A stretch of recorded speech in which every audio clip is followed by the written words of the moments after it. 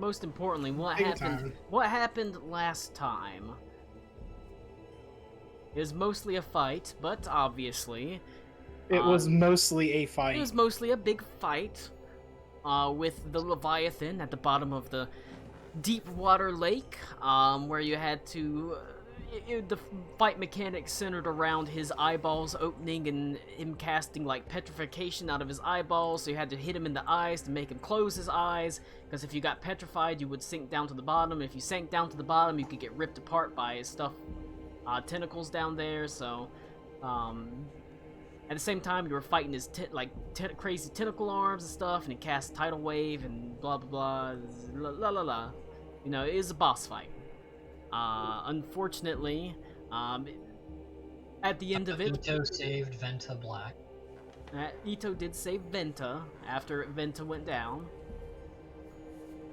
That's okay, because Alakul also saved Ito.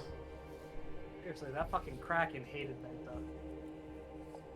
But afterwards, you are scattered partially across the shores of Deepwater Lake, having some of you ending up cast to the northern coast, others closer to the town of Feist. Those that were cast close to the town of Feist, Henley and Venta, were quickly picked up by Tritons and Sea Elves that were patrolling the shore. And Venta, having suffered some pretty significant injuries, was taken back to Feist to be tended, to have his wounds actually looked at in a medical setting, I suppose you could say, not dealing with the triage of basic magical healing and things like that in Healer's Kit. Meanwhile, Henley set out following the northern coast to find you. The rest of the party ended up washed up several miles away on the northern coast, where they ran into what appeared to be old kind of hermit. He had blonde hair that was streaked with gray. He was quite despite what looks like his advanced age, he was quite limber, able to help you to your feet, and you, from your knowledge of the Encyclopedia Draconica, you were pretty well able to surmise that this was the gold dragon Sol Sanctus, who lives on the northern coast of the Deepwater Lake. He took you back to his, essentially what is his lair and his hoard, which is just basically like a big domed atrium that has sunlight pouring down into it, and it just piles of books and things like that. And you were able to talk to him, essentially, and that's kind of where you ended up, was able to ask him questions, but he wants a trade of information for information. You did get some basic information from him. I believe Tommy asked about the Gloom Sacrament, but any other information you want, you might have to... Oh, and he also took particular interest in Ito's holy symbol, having known Saint Cuthbert when he was alive, and talking about him, and sort of illuminating or elucidating why perhaps Saint Cuthbert did perhaps find himself as almost like a kindred spirit to Ito, someone who believed in duty to the kingdom and to family above all things. So there's some overlap there. But other than that, that's kind of where you pick up, is in the beautifully lit, sort of high domed ceiling lair of the gold dragon Sol Sanctus. He is currently in his human form. As I said, he's very plainly dressed. His hair is pretty well kept, blonde with streaks of gray. A big, long beard that rolls down to about the middle of his chest. He actually goes to the massive pile of books, and you're surprised. He nestles himself in it almost like it's a throne, as if he's spent a long time nestled in this area, sitting in it. looking almost imperiously over you, waiting to see if you have anything else to say or if you're just going to turn and go. I have something. He raises an eyebrow and says, "Of course, but remember the deal." Well, I don't actually, You may be I surprised what I find interesting.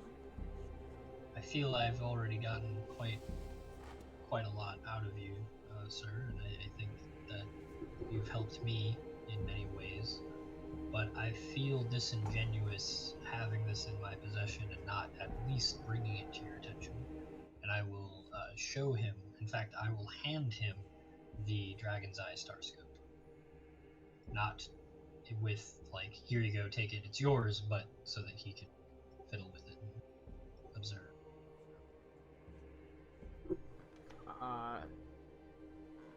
He looks at it, kind of flips it over, then looks through it.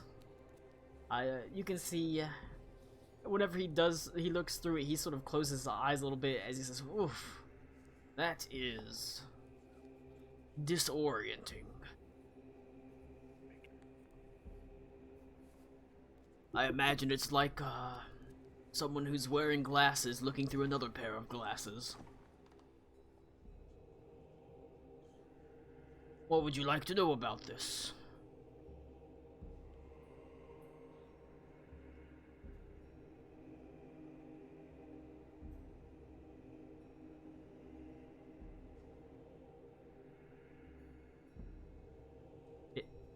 Did you hear me? I did, thank you. But he asked you, what do you want to know about it? Oh, as I said, I've already kind of figured out. I was talking to Sandra at the time. Sorry.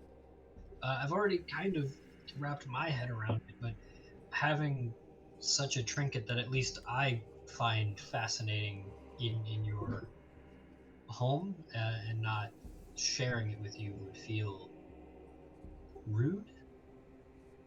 Well, I appreciate the courtesy, but we dragons, well, see basically like this always.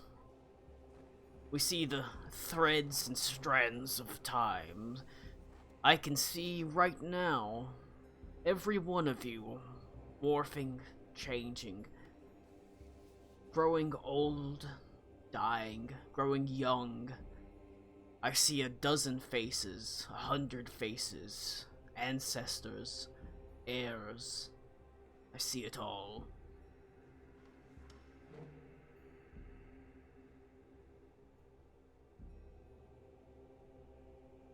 Well, That is also part of the reason why Gen has so much loyalty to the royal family, because he sees Magden whenever he looks at Adelaide. that's awesome. I love that, actually. That's fantastic. I think that was briefly hit upon, but that might have been talking with Klaus whenever he was talking about that. Actually, do you have a book that you would lend out? Any topic? Like, I'm not asking for a piece of info. I'm asking for something to read. You can see almost immediately he bristles at the thought of lending out a book. I meant no disrespect, and I won't press any further.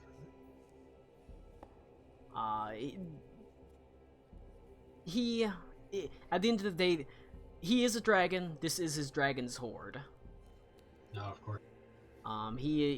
You suspect you could probably convince him to read a book, but you could never take it with you. Never take one. Is there anything from your horde that we could help you procure? Not to imply that you are incapable, but I'm sure you're busy. He says most of the things I would procure on matters that do not deal with this plane in particular. The Feywild, the Shadowfell, the Astral Planes. that sort of thing.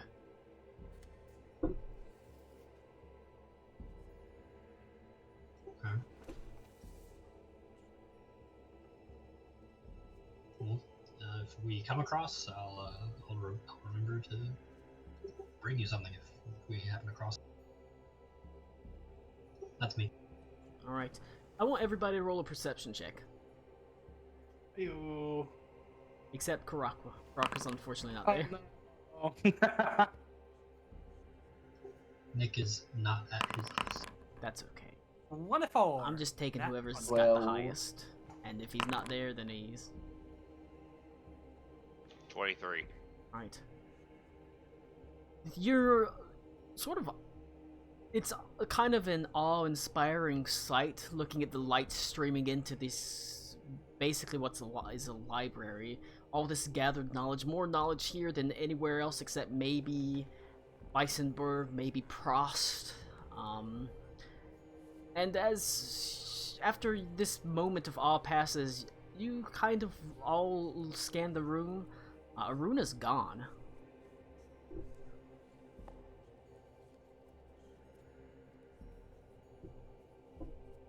Damn. That's just a... You don't see her anywhere. Well, she scamper off too. You guys go ahead talk to the Soul. Sorry, what's his name? Soul. Soul Sanctus. His dragon Sol name is Sanctum. Sol Sanctus, but in his human form he's just Sol, just like Gen is Gehenthermaz, but in his human form he prefers to be Okay. Gen. You guys keep talking with Saul. I'll see if I can go find where Aruna went. Is it nighttime? Yeah, I'll join you. No, it is actually daytime. Are we resting? Is this have we It's, been here long enough for you're a long rest? You'd be short resting right now. You have not had enough time for a long rest, however.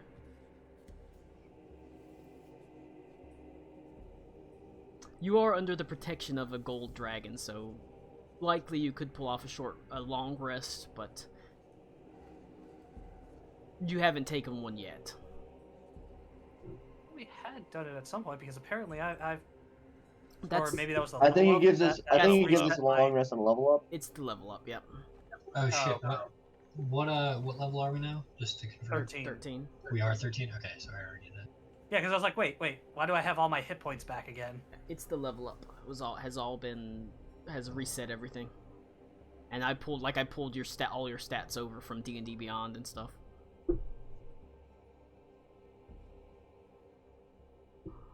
I can't rest.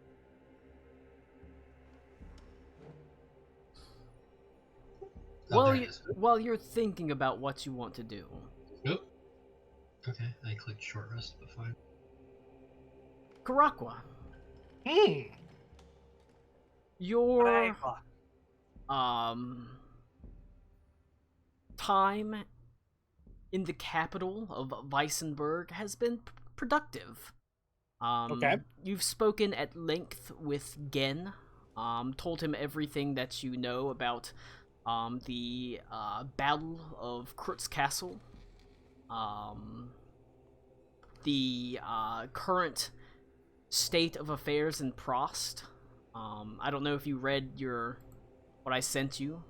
I did. The current state of affairs in Prost, what's going on with Lord Jurgen von Richten, what's going on, even to an extent, what's going on with the Howling Zephyr Druids. You've gone over all of that with him, as well as to an extent, what any other insights you can offer him. He is eager to know. He seems quite eager to know about possibly the mental state of Adelindra, if she's holding up well. Right. Having been It's a lot to handle. having had this thrust upon her, and like I said, I'll let you. You can go into further detail when you talk to them, but you saw the first significant punch back at the armies of the King of Black Everfrost. You first saw him get the first little, like, it's not much, but it's still like Small victory. a small victory victory. is a victory regardless. A small victory is a victory. Even if it is like a little thunk on the nose, it was enough. It was enough to give hope, essentially. But he calls you roughly sort of late in the day. He says he is currently in his human form. Like whenever he takes on his advisory roles, he takes on the form of a 29, 30, 31-year-old human. Okay. He sometimes takes on the form of a 10-year-old kid, but he finds that doesn't. Whenever he takes on that form, people don't really listen to him, and he doesn't really take the form of a silver dragon because, because it's a fucking silver dragon. Yeah. The advisors know who he is for the most part. Okay. The highest level advisors, but he's sort of told you to keep it on the down low, essentially, to yourself. Don't go spreading it around that he's an ancient silver dragon. Makes sense. But he meets you, and he says, I'm trying to remember Gen's voice. I know his 10-year-old voice is, Yeah. You can change it up. It's your character. Yeah. He says, Deal. I have, I've gotten word about the Skyweaver and our friends up north on the northern coast of Deepwater Lake. I spoke at length with Klaus a couple of weeks ago about a task that he had to undertake in the lake. I even made sure that his family was able to go with him. But from what I hear, there's some trouble that was run into.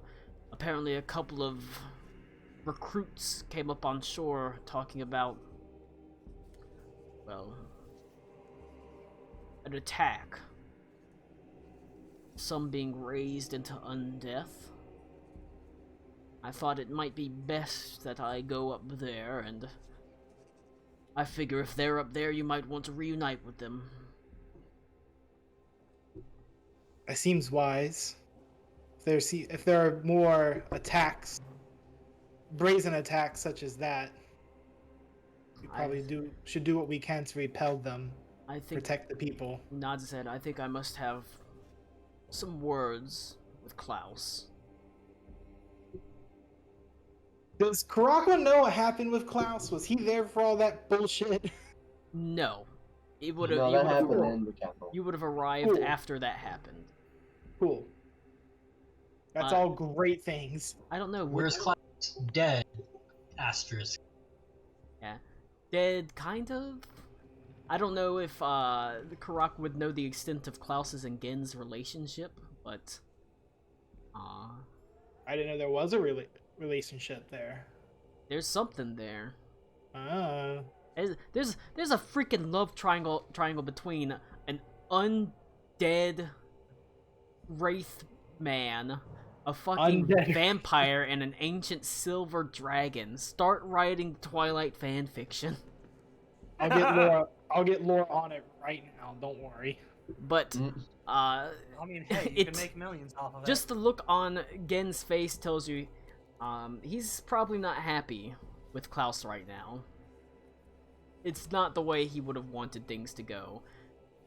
I don't know if we need to roleplay that scene, Beaver, but there's gonna be some words between Klaus and Gen.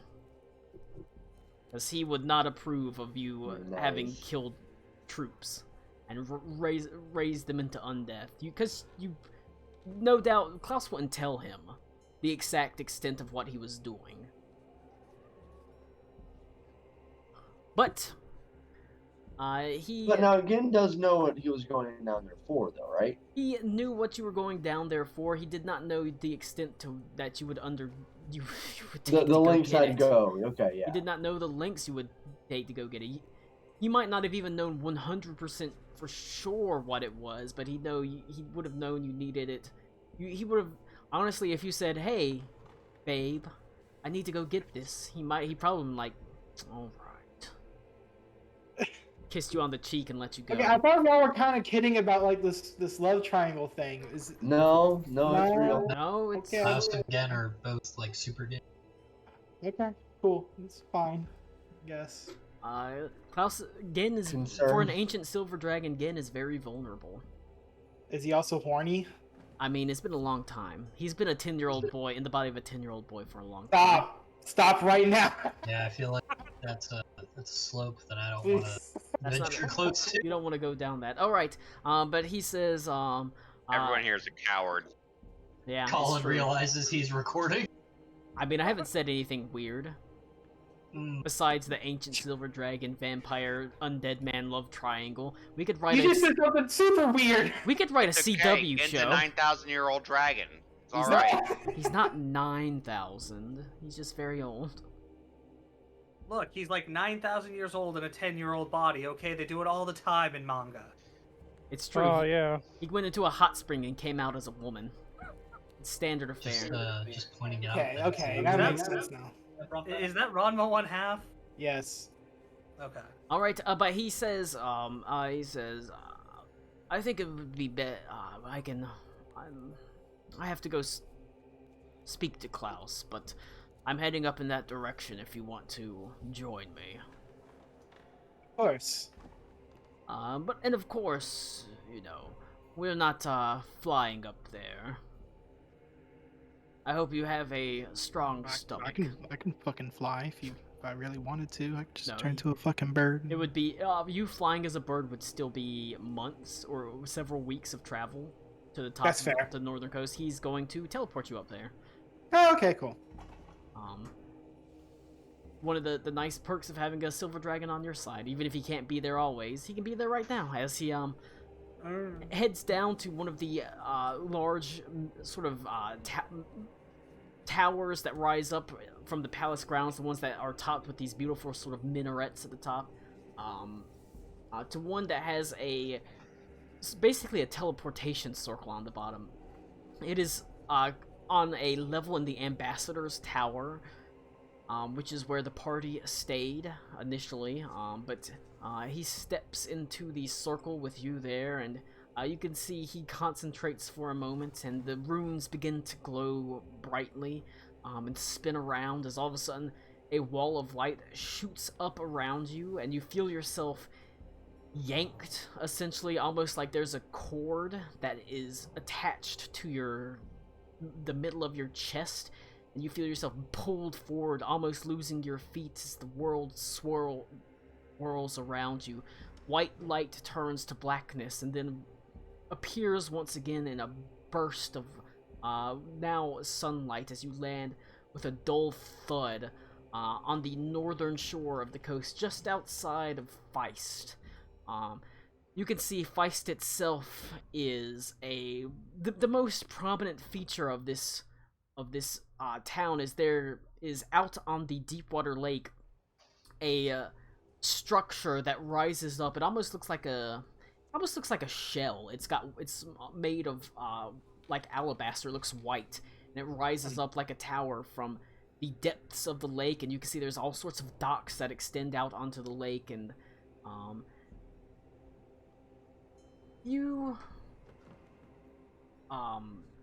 find that he turns and says to you, I have to go speak the leaders, the matrons of this place. I need to speak with Klaus. I believe you'll find he growls annoyedly. If you turn into a bird, you might find another one of my kind along the northern shore. Oh? Yes, not a silver dragon. If they've appeared or washed up on this northern shore, he'll know. He has eyes everywhere. I see. I would rather not I guess- meet with him. I understand then. good luck in your meetings, then. Tell I kinda- everyone that I'll be in the town of Hungry, Feist. I'll be able to meet them in the town of Feist for the time being, should they need anything, although I will not be here for very long, no more than a day or so. Maybe 3, to deal with the affairs in town. But I have to get back to the capital to oversee the day-to-day, and I would like to speak with the Holy Emperor Adelaide before I go. Very well. I will search for this accomplice of yours and meet you back here. Nods his head. Good luck. Then I start my terrifying bone-crunching bird transformation. Alright. You transform into a bird. You actually turn into a turtle dove. That's part turtle. What do you turn into? Just a raven is fine. Alright. But it has scales instead of feathers. Ugh. That's Oh, so no. Raven. No, it has scales under the feathers, okay? Don't be racist. Alright. God, that would be so awful to touch. Give me a perception check. Let me see what the perception of an eagle, or a raven is. I can probably look that up. Control F, Raven. I guess if I wanted to be better, I would have just picked whatever had the highest perception. Has but whatever. ability. Perception Wisdom plus plus 3. 3. Yep. Okay. D20 plus 3. Oh, wow. Natural 1. Awesome. First Alright. Welcome first roll back, back. to There Rockball. we go. That's okay. Yeah. That's okay. I just need to see if you saw something flying up following the coast. Guess You're- not. You scan the coast, and there is something, for the most part, it's just rocky landscape, the occasional scrubby bush. This far up north, it's not like the Vergilt Plains. The Vergilt Plains themselves have these sort of beautiful, lush, rolling fields and all that nonsense. But up here, at the far northern parts of it, on the northern coast of the Deepwater Lake, getting close to the mountains, it's very rocky, sort of scrubby landscape, low, sort of dried grasses and things like that. So it's not hard to pick out this. It's an eyesore of a building to you against the rather dark landscape. A building made of what appears to be like white marble. It has a golden dome with a circle on the top. It is pretty. You suspect this is what you are looking for. Okay. You certainly do not see any other structures. As you I can do like a little circle around it just to double check it. All right, peering through the sort of whatever it's called, the oculum at the top. Sure. You know what I'm talking about. Yep. You can see what appears to be movement inside. With that perception check, you're not sure who. You don't pick out any particular people, but you can see there's a few people inside moving around and things like that. Sure. Okay. So I kind of trying to think what would be the best way. I just knock on the door. It's gonna be Oh, a pretty bad. surprise, such a surprise. I can't fucking wait. All right. I You will- land at the opening. There is no, like, door to knock on. It's just an opening straight into it. But you can see the very faintest shimmer of probably some sort of magical protective spell. But it doesn't stop you. Do you, like, Okay. transform and go inside, or...? I'll shape shift out and then walk inside. Yes. Oh my god. Can you imagine the look on everyone's face as after you've had some time to speak to Saul, you hear like Saul sort of raises an eyebrow and says, "My word, another stray cat." Stray cat, you say? You don't have the stink of the bottom of the lake on you.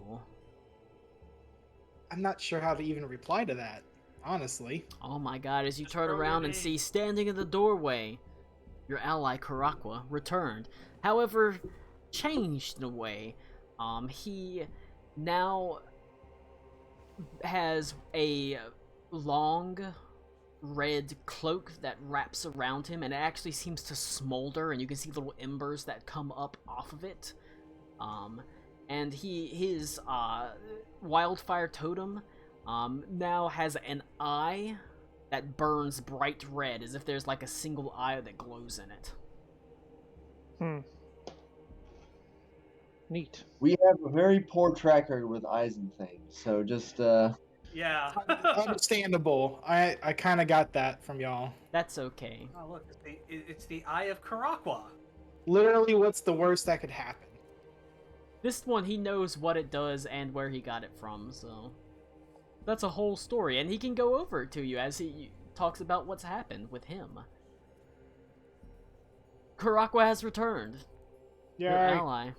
You're actually surprised to Probably see. me and Bruce are still out searching for what's her name. Yep. Aruna. You're actually surprised to see Henley there. You haven't seen Henley in a long time. I hadn't seen Henley. Last time we saw Henley was... Christ, did we even make it to That- Prost? No. That y'all never. Wow. Technically, y'all never made it to Prost. Y'all didn't go that direction. Yeah, You're no, the we- only one we- that we ever headed made it to toward, Prost. Versailles. It's a shame Tommy's not here, because you could tell him about the help of a certain mage named Delilah. Yeah, I'll be right back. God damn it, Tommy. Alright. How long has it been since we had seen Henley? Since Karakwa had seen Henley, I guess. It's been about, Months what, and months. 6 months? It's July? It's probably been about now 6 it's months, it's yeah. probably a little bit late. It's probably forward maybe the 30th of July, because there's been a few days that have passed that I just haven't pushed it forward. But for real, if we originally met up in October, and only shortly after that, it's probably been like November, December. I don't know. But- It's a really long time. It's been a long, I, long time. I could go through my notes and see real fast. But go ahead. I'll go ahead and look that up while you are talking. I guess the main thing I would be surprised about would be seeing Henley and go, Henley? It's good to see you again. How have things fared? I almost died several times. Ah, as have I. It is good that we have shared similar experiences then. I'm not sure that's an experience you want to share. Sharing experiences like that, though, makes one I- stronger. I have died. Wait, what? How'd you die? It has been It's a long story. It's not. That's actually a pretty short story. In front of the dragon, I don't think I should say. it has been though. about a little over 7 months since you last saw Henley. Dang. I go to Croak. I give him a lizardy hug. I don't even know what a lizardy hug is. I want you to describe this in great detail.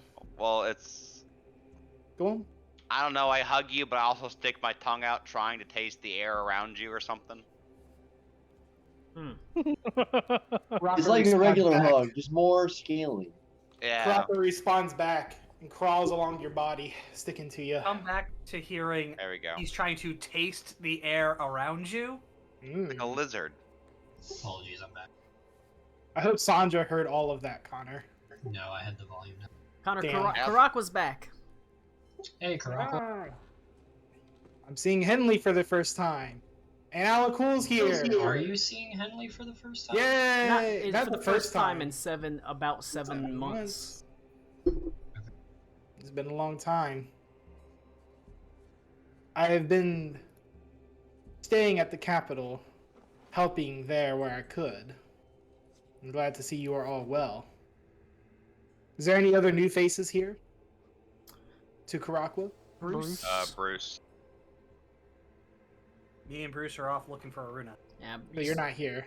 Your Yep. terrible 1 on your perception check means you did not notice them.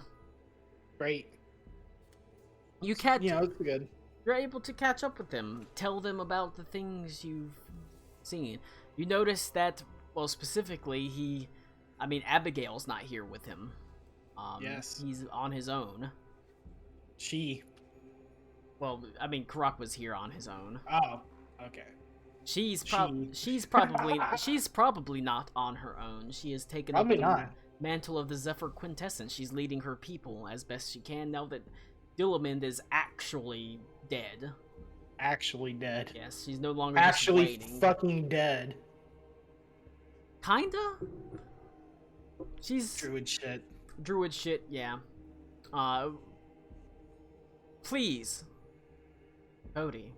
Well, what do y'all want to know from Karakwa? Karakwa has been in Kurt's Castle. He's literally actually been on the front lines of the war until recently. Have you seen Adelindra? I have.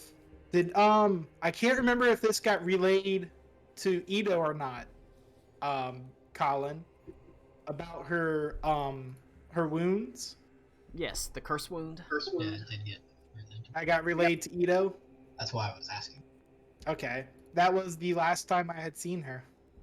Basically, you did see the like I said, the battle. That Right. happened afterwards, technically. Yeah.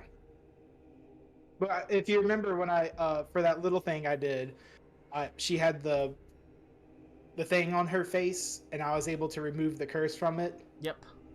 And then, hey, Pandora. And that was the last time I saw Adelindra. How fares Kurt's Castle then? Chris Castle stands. Well, you might want to look through your notes. Okay. Let me look through my notes then. Where are my notes at? The initial fight. All that happened a while ago. Okay. I'll be right back. Kurt's Castle doesn't technically stand, but it was successfully evacuated. Okay. Okay. I lied. Kurt's Castle no longer stands, but it was successfully evacuated. Okay. So I'll give you a rundown of what happened with Karakwa's character, because I know the high points that need to be said. And Cody can Lapse of memory for that. Forgive me. Cody can I just back me up. teleported. After y'all were out doing your thing, he went back to Kurt's Castle, where the evacuations were underway. He found himself. I feel bad because I don't want to take away Cody's thunder. It's okay. You can do it. It's fine. You're much better at summarizing stuff Wait, like here, that. Here, why don't you just do a one-on-one with Cody real quick and just. All right. I can do that's that, That's what he Cody. did with me, and I just made notes all during that Feywild. I can do it with you, Cody. Yeah, we can go. I'll go over what you know in Karakwa's bonfire. I'm fucking on fire, Jesus. Okay. So if you see my I'm gonna tell you. Yeah. I always felt bad for how I named Karakwa, and it's not German sounding on everyone. It didn't have a reason, because Ito was from another country, Alcool's from another continent. At least Henley and Klaus were Germanic sounding names. Well, he's named Bruce now, so. Bruce is Germanic enough. That's Germanic enough, okay? Yeah. So I thought of something. Karakwa is like a Druidic name. Yeah. It's like a rebirth name. Yeah, a It's cultural part of the name. Druidic. That's It's fine. a Druidic language. Karakwa's actual birth name. You could, That was just, if you remember like I said, we went over that ceremony.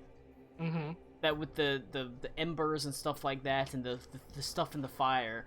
Yeah. Whenever you were chosen to be the wildfire druid, Mhm. you could have taken on a new name at that point. You know. Okay. I was just thinking that's part of becoming a druid, but it's also at least for the wildfire, then is maybe reboot, no longer your earthly name, but Yeah.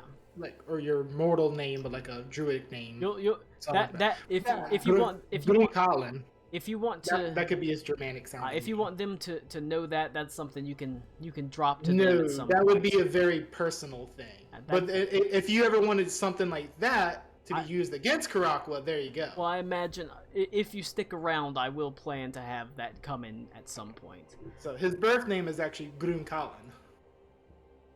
So what you know, what you have experienced, your timeline is, after you saved Aruna and Ito in the Feywild, Gen took you back to Krut's castle, and then he teleported you back. Then he teleported back to the capital to, advisor stuff. Sure. You helped deal with the evacuation of the city, and for the most part, everything went pretty smoothly. Barkley, which is a friend of Alec Cool's, you may remember him.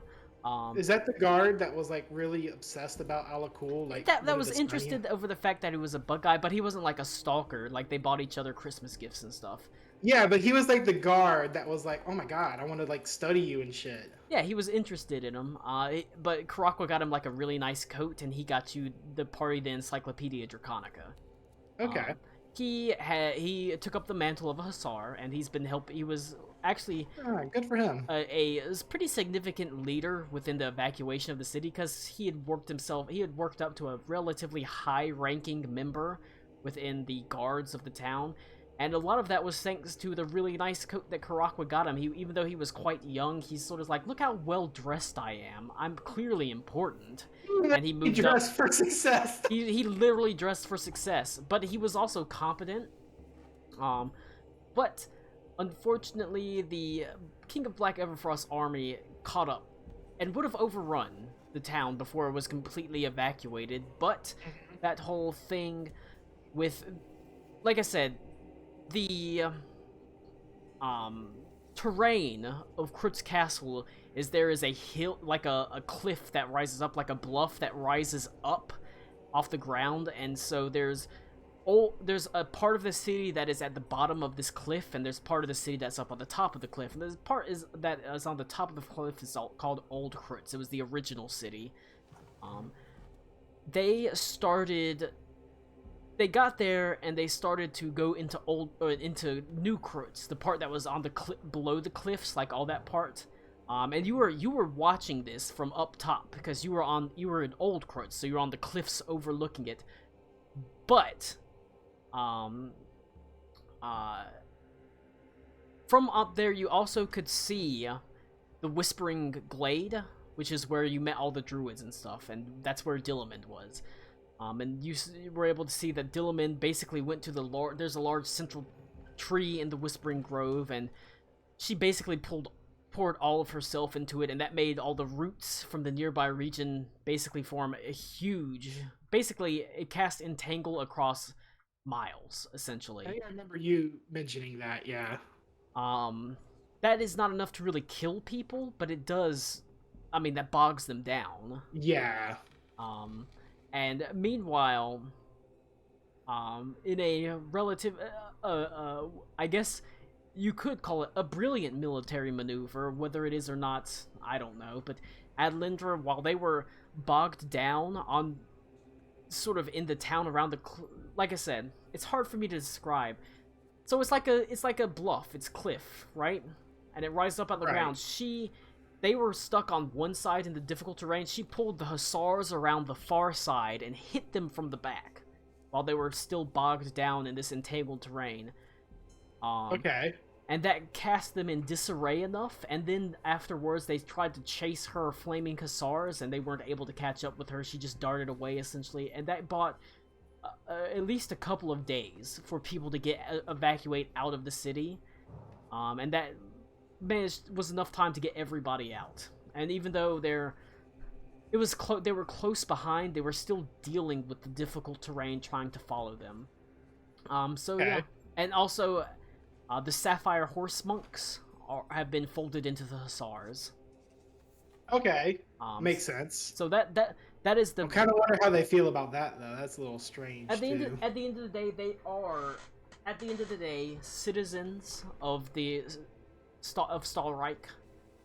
They do have a duty. They've been anywhere that they can levy troops, they have been. That's been a point of contention for Ito, because they're levying them from the Ile de Royhan, and the Ile de Royhan doesn't have fighters. So, Okay. But that was essentially the siege of Kurtz Castle, the Battle of Kurtz Castle. That's the first, like, they weren't able to push them back or defeat them, but they slowed them down. At least got everyone out. They got everyone out. They didn't really lose anybody either, except for Dillamond and maybe a handful of Hussars in the fight. Okay, let's be fair. Dillamond was kind of dead. She was already dying. Yeah. And technically, she's not.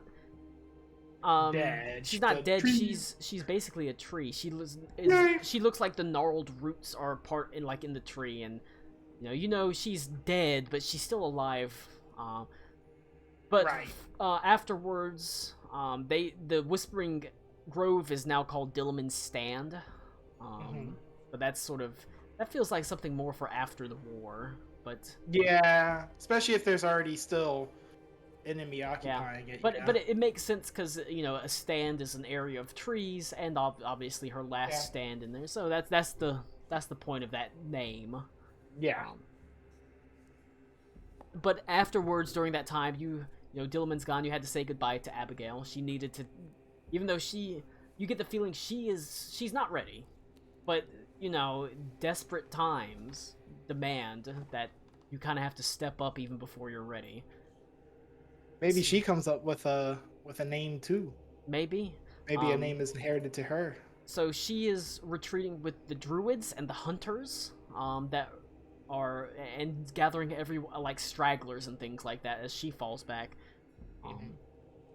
And so you said goodbye. She gave you the cloak as a farewell gift, the fire dervish cloak. Yeah. And then you teleported away with Lord Jurgen von Richten. However, and you teleported away because a mage, and you went to Prost because a mage named Delilah had been in the town looking for Runa, but had not found her, unfortunately, so was, doing what she could. Basically, she decided to entreat Lord Jurgen von Richten to come talk to Prost, talk to the leaders of Prost, because Prost was not planning to send any troops or fight at all. They were going to fold the city basically into a pocket dimension on the ethereal plane. I think I remember something about that. Is Prost the one with the red dragon? Yes. No, that is Ertzig. Prost is the is the big magical college city. That got it mixed up. And she wanted to fight in the war. And there were other mages that wanted to fight, but they were having trouble basically getting clearance to do that because all the other wizards and mages and sorcerers were like, no, we're just going to fold ourselves into the ethereal plane and just not deal with it. Yeah, fuck it. Fuck it. So your Lord Jurgen von Richten agreed to go there, and you spent that's where you spent a lot of time, because the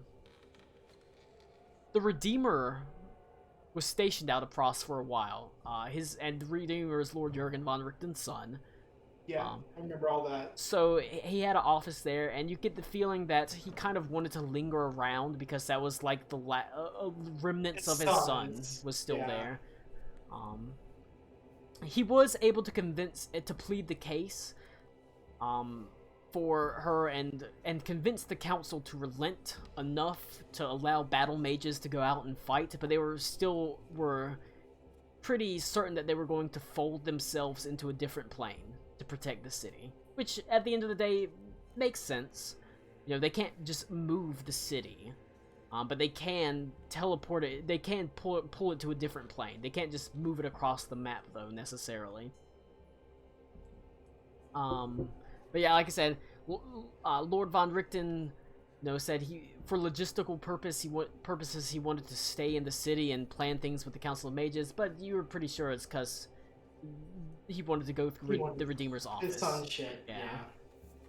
So you spent time in this city there, right? And you spent time with Delilah, and the two of you met a very exotic beggar named Kyle Prince, who was a treasure hunter that had fallen on hard times, but he knew of a really precious gem that would be able to get him back on his feet.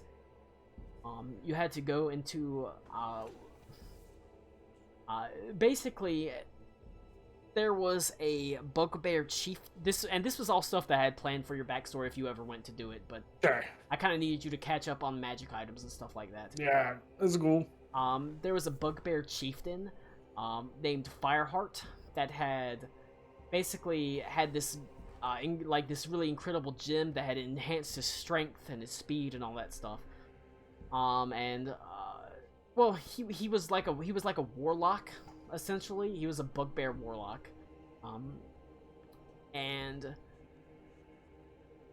Oh wait, no. That is the other one. Never mind. Forget that I ever said that. Okay. The one you found was the warlock's, basically, he had a succubus belly dancer. And like I said, I have 2 gems that you have to get. Found one of them. Okay.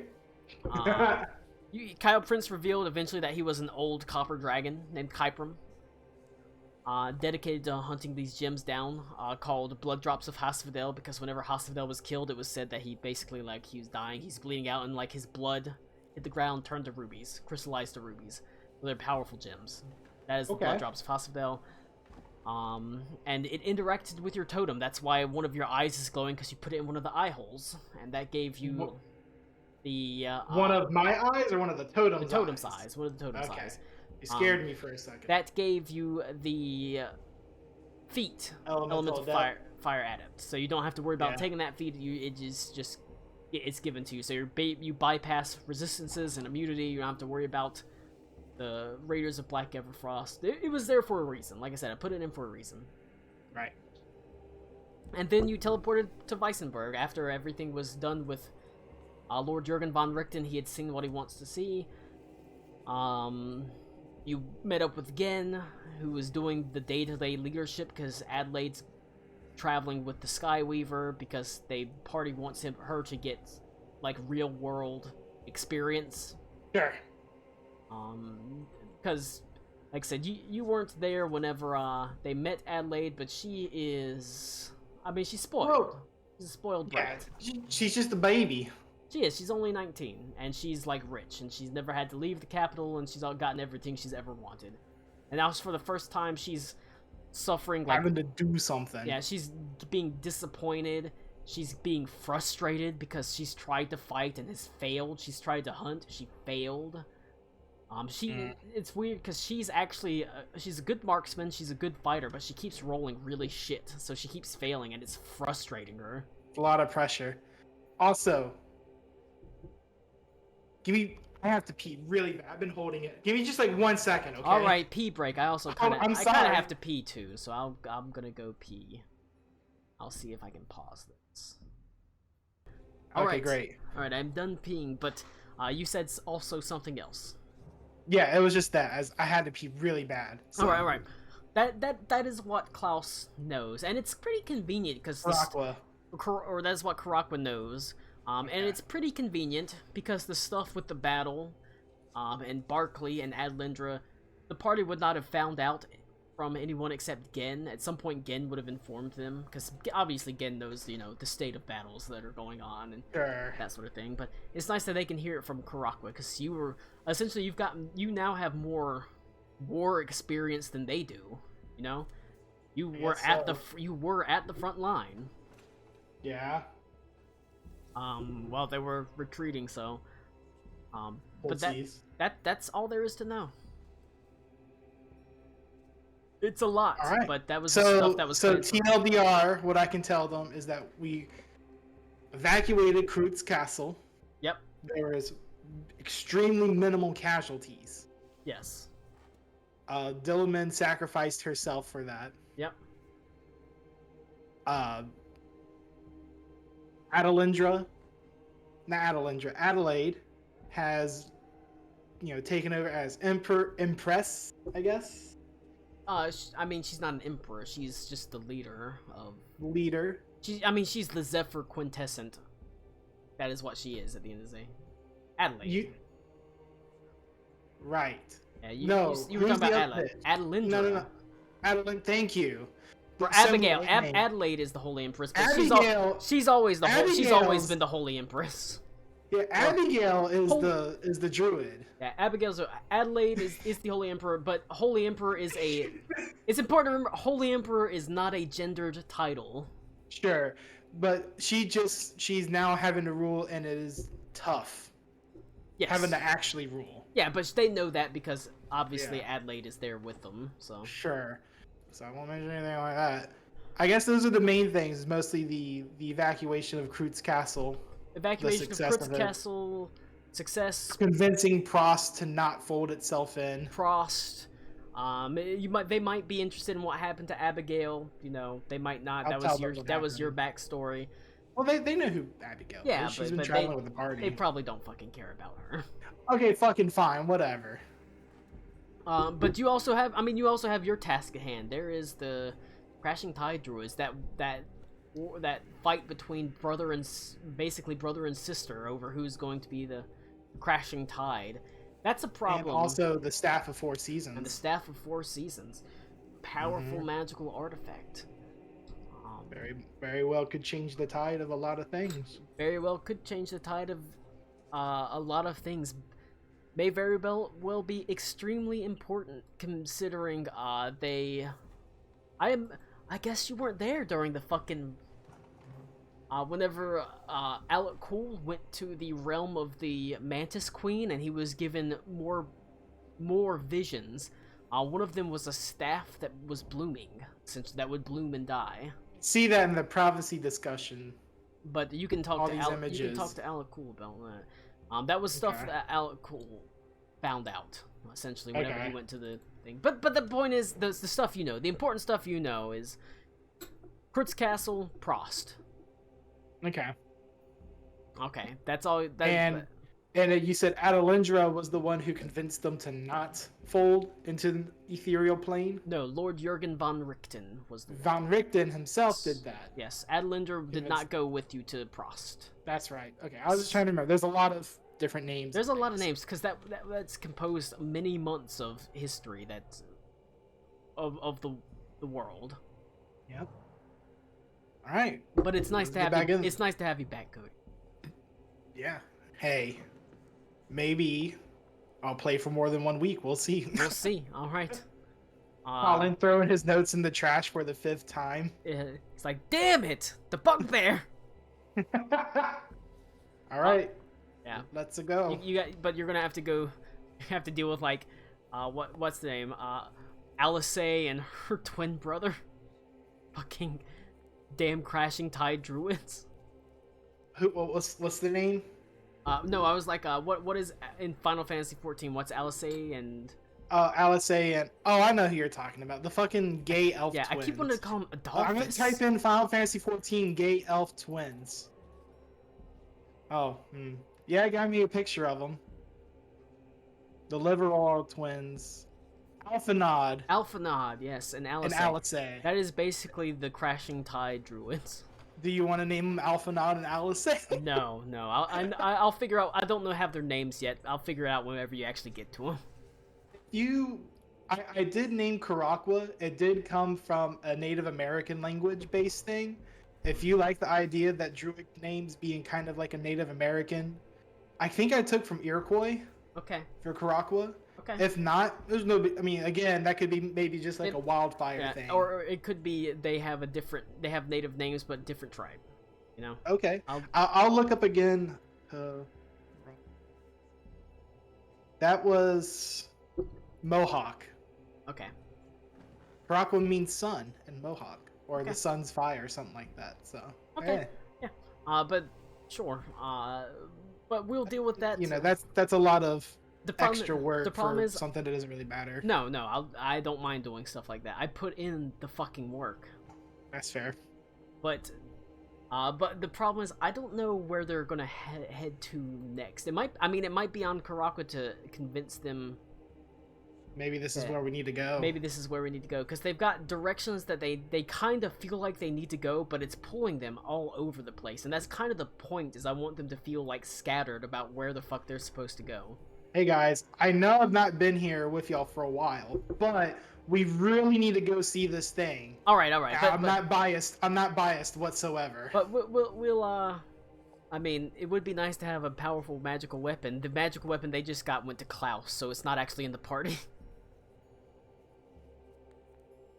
Guys on the side for the fucking conflict that's going on. So. Yeah. All right, but you can go. That's all you need to know. And like I said, if you want to recap, if you check what I sent to you, it was the stuff I sent to you on the 3rd of October. Yeah, I've been reading it. Yeah. And going over it again, trying to get stuff down. So. All right, but that's all you need to know. We can go back and you can go back and tell them. I'm gonna tell them the important things. Let's go. Yeah.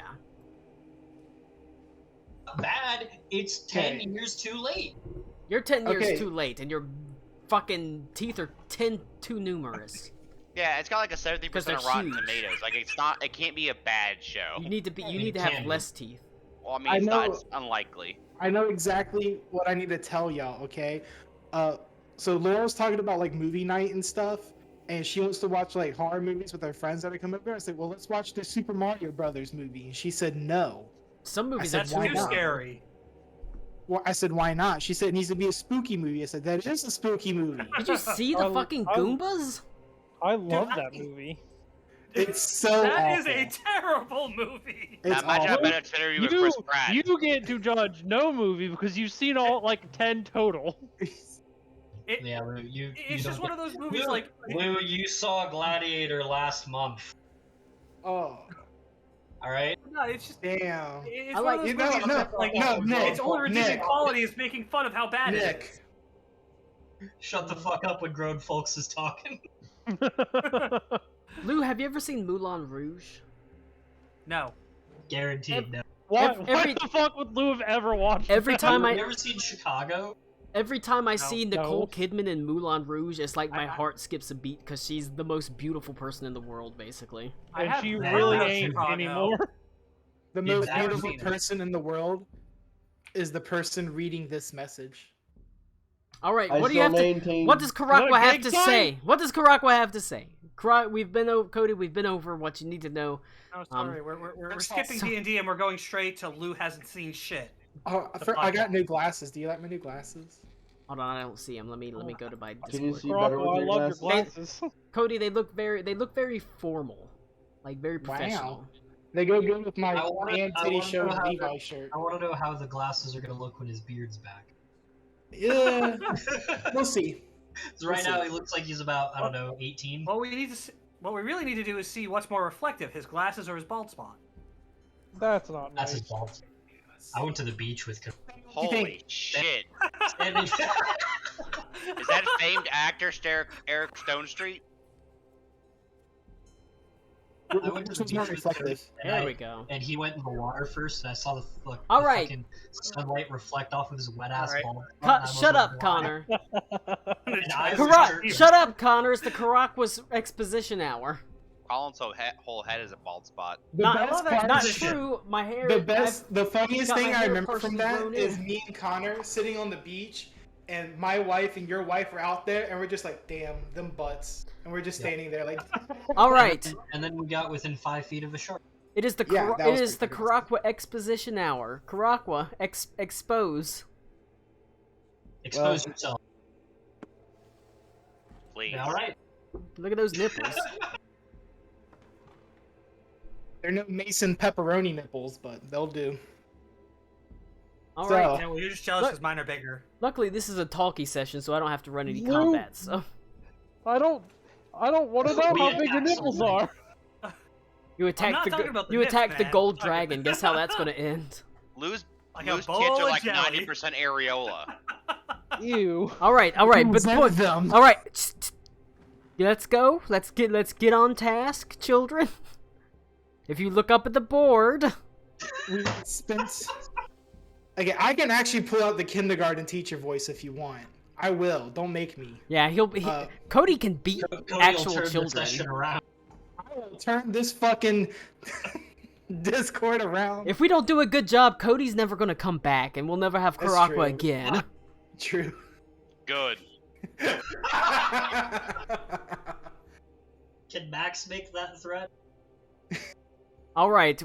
Go ahead, Cody. Tell me what. Go ahead, Cody. Go give the exposition. We had spent weeks preparing for the evacuation at Kreutz Castle, and the army attacked in the middle of the evacuations. And it seemed it would have been a lost cause. Everyone that was still there could have easily been slaughtered. Dilliman made a sacrifice. She made a last stand. She, using the last amount of her life force, she was able to turn the whole area into gnarled roots and slow down the army. Thankfully, we could evacuate the whole city with no casualties at all from the civilians. Some Hussars did give their life to help.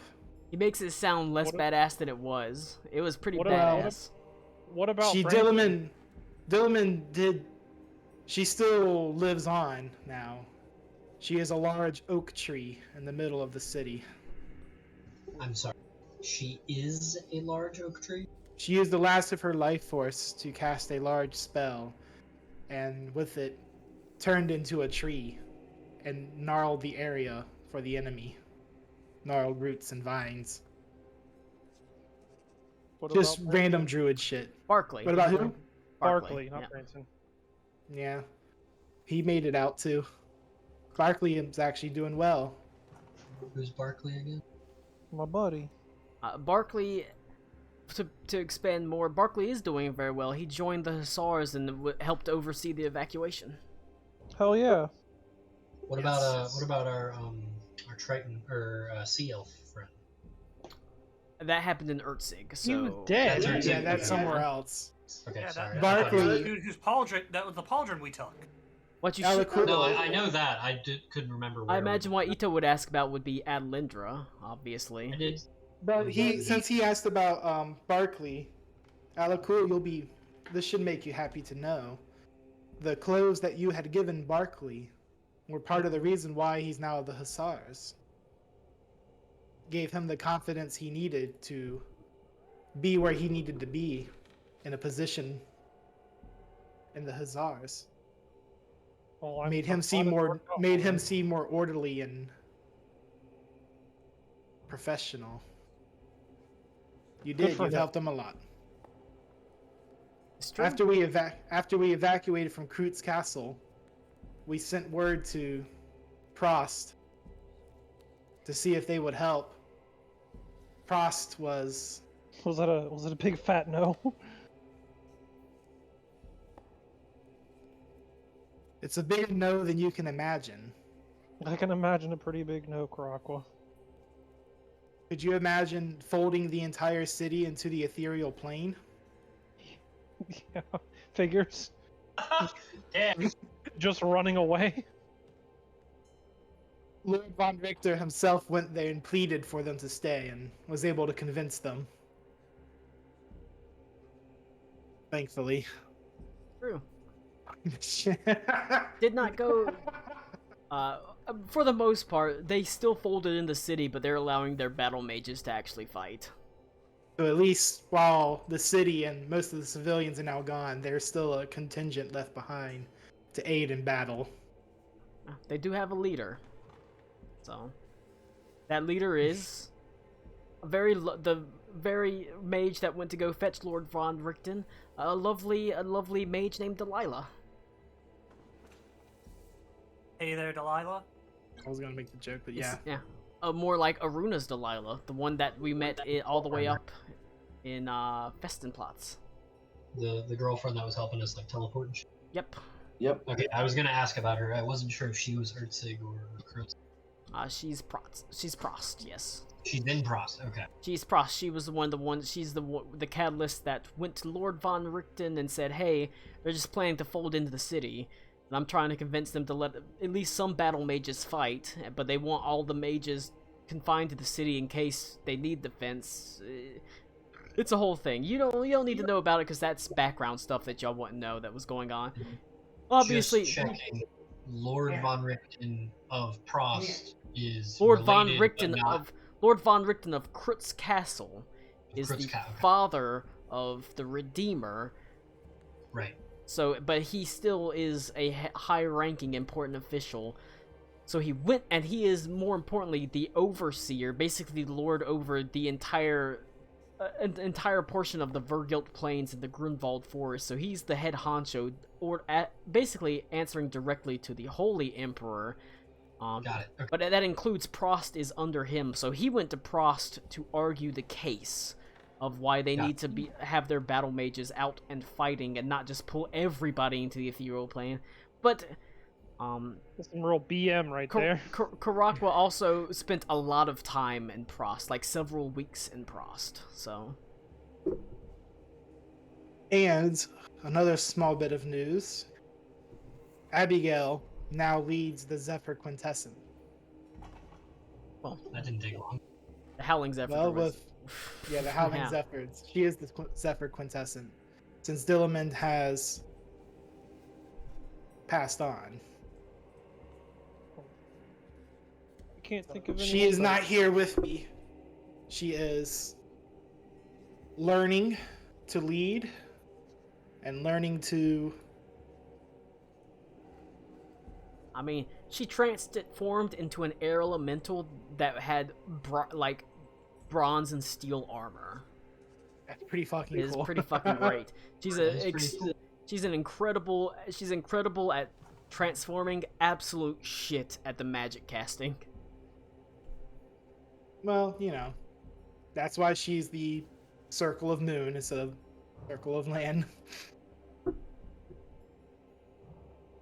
Can you believe that I've made this narrative of all this stuff that's going on in the background while you're doing shit and fuck all and wherever? Colin, you're truly the most supportive person.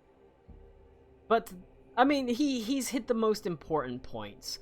Those are the most important things. The most important things were that there was a battle at Krutz Castle. I mean, you wouldn't necessarily call it a win, but it's definitely not a loss. It wasn't a defeat. It was an explicit not loss. An attrition? Well, wasn't really a battle of attrition. They left. The casualties were minimal. It was a minimal casualties for evacuating the rest of the civilians. The Hussars lost only a handful of people, essentially, because essentially the way it worked out is I don't have a map, but if you remember, Krutz Castle is separated almost into two tiers. There's a cliff that rises up that is Old Krutz, and at the base of it there is the newer city that was built around the base of this cliff. The army of Black Everfrost came into the lower city, and all of that got turned into basically difficult terrain by Dillamond, who basically had vines and roots rise up through all that, while Adlindra led the Hussars like on the far side of the cliff to hit these people from behind and then dart away. Losing like literally a handful of troops. And buying a lot of time, essentially. How much of the Hussars have already lost? Probably for the best. So that's what happened there, and then Prost, you know, he went and Lord Jurgen von Richten argued with the Council of Prost, and they got people. That's the important stuff you really need to know. Did you hear anything about the Hussars that went into the Underdark? You have not.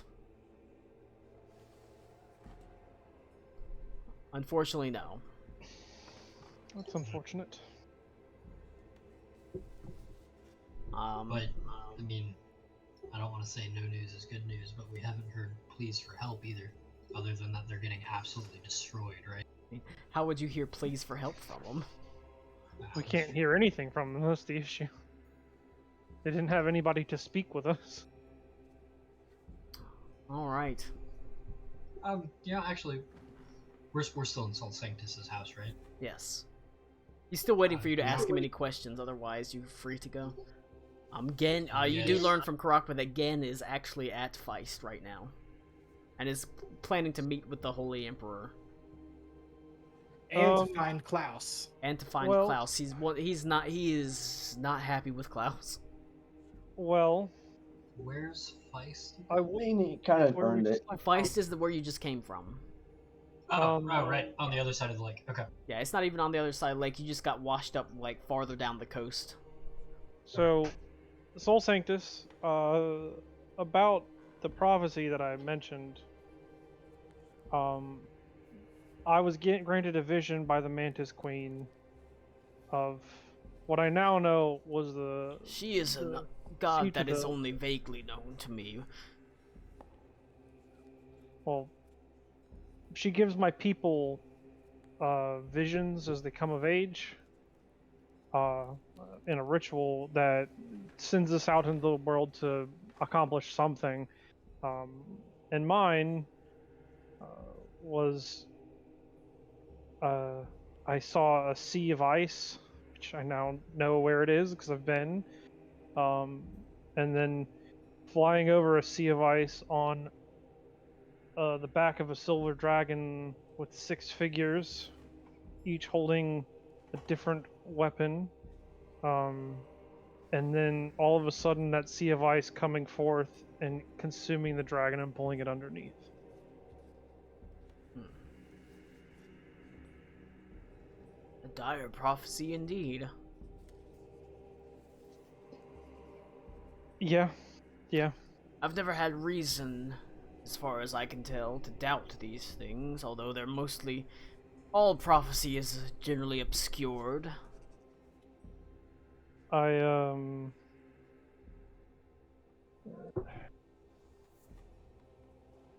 I also forged my weapon with the some of the first iron with the assistance of her, and I'm assuming some other being.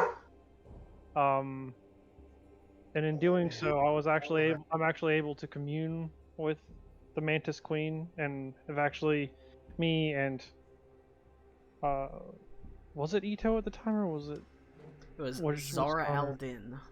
Oh, well, me and another who's no longer with us were able to go forth and commune with her directly, which was a terrifying ordeal because we ran the risk of these shadow beings consuming our bodies.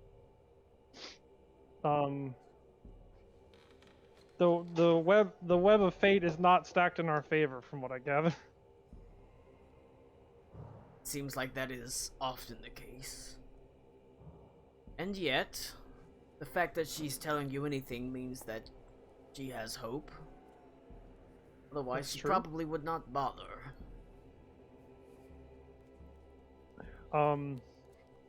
Before I ask anything else of you, there is one favor I'd like to ask just in the future. If you see any of my kind, please send them my way. Because those visions I had spoke to you about just now, they've never been duplicated. So no one up until now, no one received the same vision as another. Now, there are quite a few of them that have been sent out with the exact same vision. Jesus, I can't remember.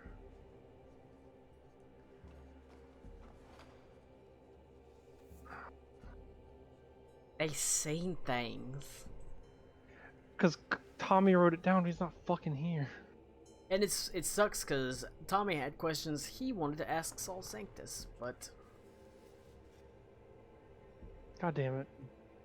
he's not here. Colin, what was the vision again that she was giving to the multitude of people? It was like a It's in the prophecy thing. is it? Yeah, in the prophecy discussion. Yeah. Aruna has all the little images you got written down. Oh, okay. So, ancient golden. It was an image of an ancient golden dragon's eye, a silver sapling bursting into flame and blooming into an oak tree. Pair of thrones, one made of black marble, the other one white. The white marble glitters with moonlight, the black is covered in snow. A woman hunched in pain, covered in tattered clothing. A great beast with its back covered in foliage sinking into the ocean. Green dragon on the back of a massive horse. 7 silhouettes in a circular formation, each of them coming into focus, showing weapons of great power. A blooming staff, a long, thin sword blade changes form every couple of seconds. Long wraps like ribbons that burn. Impossibly large scimitar, wickedly curved like a thick crescent moon, two-handed scimitar, perhaps. A strange scourge that is covered in moving thorns, a long, thin, gleaming green blade, and a small orb sitting atop a jeweled dagger. Well, And we already know what some of these are. Well, one, the dagger was in the lake. The shifting ones are probably mine. that is. Here. This may be a bit meta, but I will make a deal with you. In any part of the prophecy, if you ask Sol Sanctus, he will answer truthfully to one piece of it. And that is any part of the prophecy. Any part of the one that I gave him? No, any part of any prophecy that you give him. my Sol God. Sanctus is also aware of the prophecy of Magdan's fall. Now, what bothers me is, well, I know I'm not there right now, but I remember that we just figured out what the doors one is. What The is? room of But I can't remember what the doors place where was mercy called. is feared. Oh, it's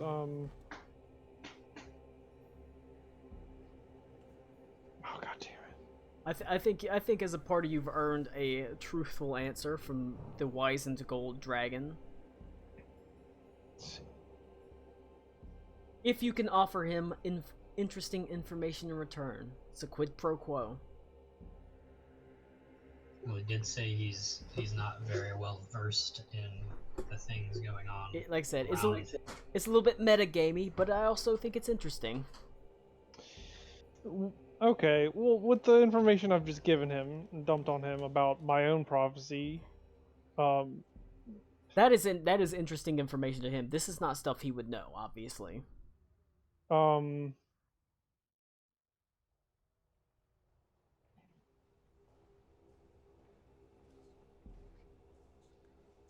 So The only point in the prophecy that I'm like, I'm worried. I don't know about the green serpent one because I don't Yeah, know. Yeah, that's if the it's only green one that we or- haven't really identified. If I can just remember what the fucking name of the it room of feels doors like is. it's about my island, but the horse is throwing me off. What color is Karakwa? Croc Well, was green. Green. Gay colored. Your island is number 14, I believe. Could it be Karakwa?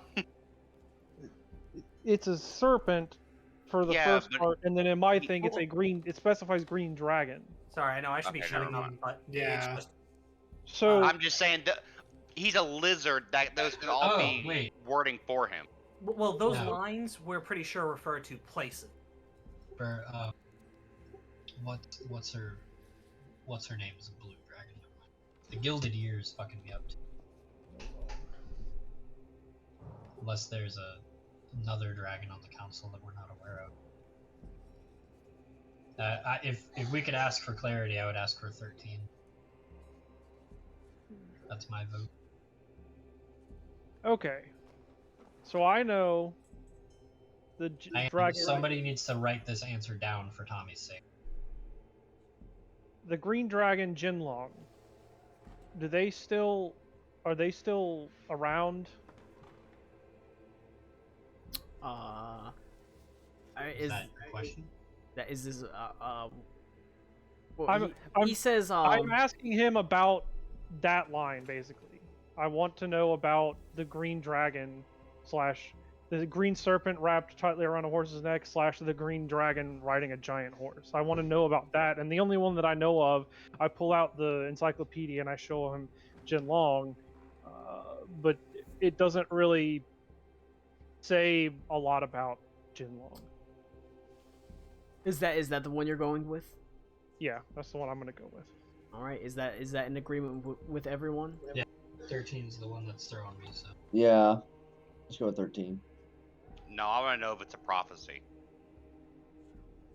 All right.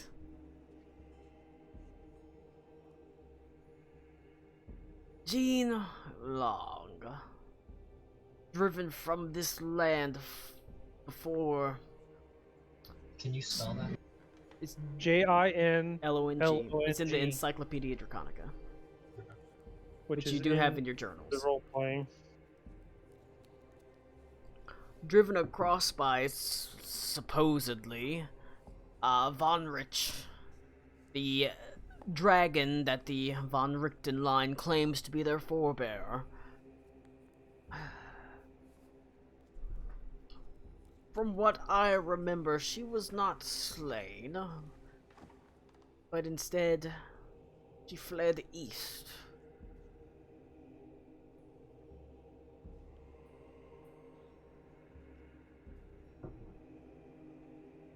East to the Jinma? There was no Jinma back then. But to where that is now. I imagine a powerful and intelligent green dragon very well could lead to the rise of a advanced kingdom such as the Jinma dynasty. She would be very reluctant to release her grips on the leaders, though she herself may not lead it. Are they a particularly well-versed horse people? Oh I yes. don't profess to know much about the Jinma. Incredible riders. They are probably the finest cavalrymen that exists. What really stops them from crossing their way into Stahlreich is, of course, they have to cross the vast expanse of desert that is the Bayaz Kumlahar, as well as the mountain ranges. Well, They're far larger than Stahlreich, even. Far richer, and from what I can tell, far more technologically advanced. that being said, I would say if you look at the world map, you can see the Jinma dynasty is pretty big, but there's a large mountain range that it separates. Ziggy, I'm gonna everyone. beat you senseless. Holy crap! What the fuck? It has She just keeps been fucking whining. said that they've switch mastered the scenes? creation of flash powder. Oh my god, guns confirmed. Okay. So Hang on, when he says flash powder, do we have any... You can does roll the- a do those history words check. mean anything to us? You can roll a history check or a investigate or a tinker's tools intelligence check. Intelligence. Intelligence, yes. Shut Shut up, Lou. I'm drunk. that That was... with that, do you know what that line means in the context of the prophecy? Then, because it says a green serpent wrapped tightly around a horse's neck, whispering into a gilded ear. I would guess it means she's in control of the royal family.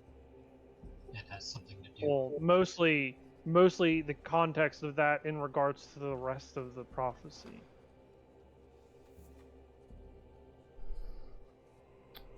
I'm If assuming you truly being an believe ancient dragon. that these pieces of this prophecy, which I must stress on you, we don't know if it's true or not.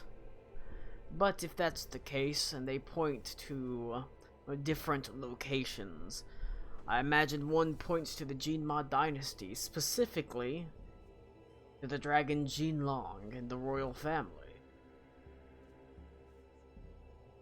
No.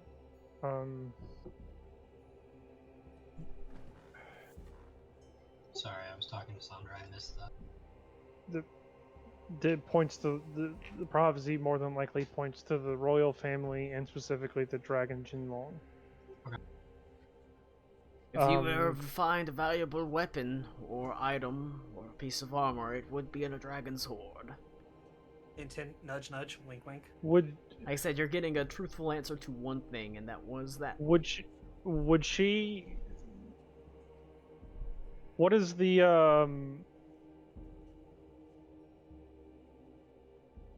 how does do you know how Jinlong or just green dragons in general how they perceive others? Because They're hateful. I don't want to. They despise and view everyone that is not dragonkind as lesser than them. But they're not wrathful like Reds, right? No, they're their time. much more insidious. They'll They hold understand. The thing about red dragons is that they have strength. By far the most powerful of the chromatic dragons.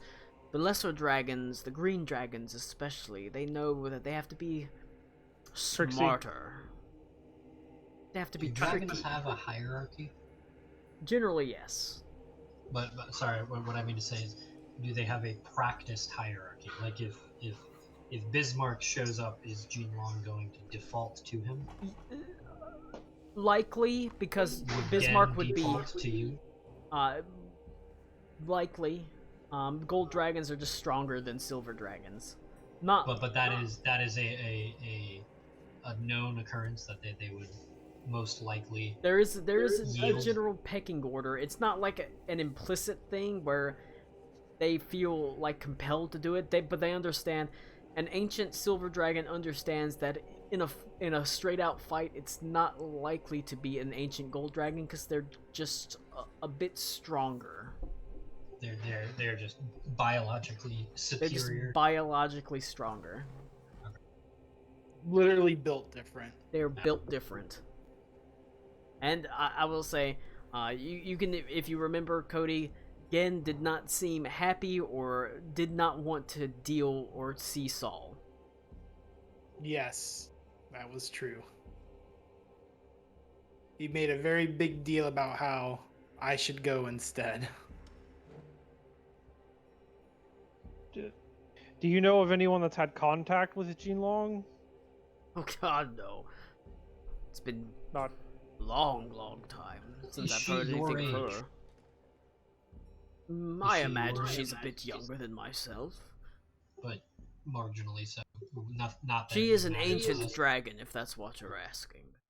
It was, thank you. I imagine she's around the age of Gen. And Gehenthermaz, forgive he would us. call him Gehenthermaz.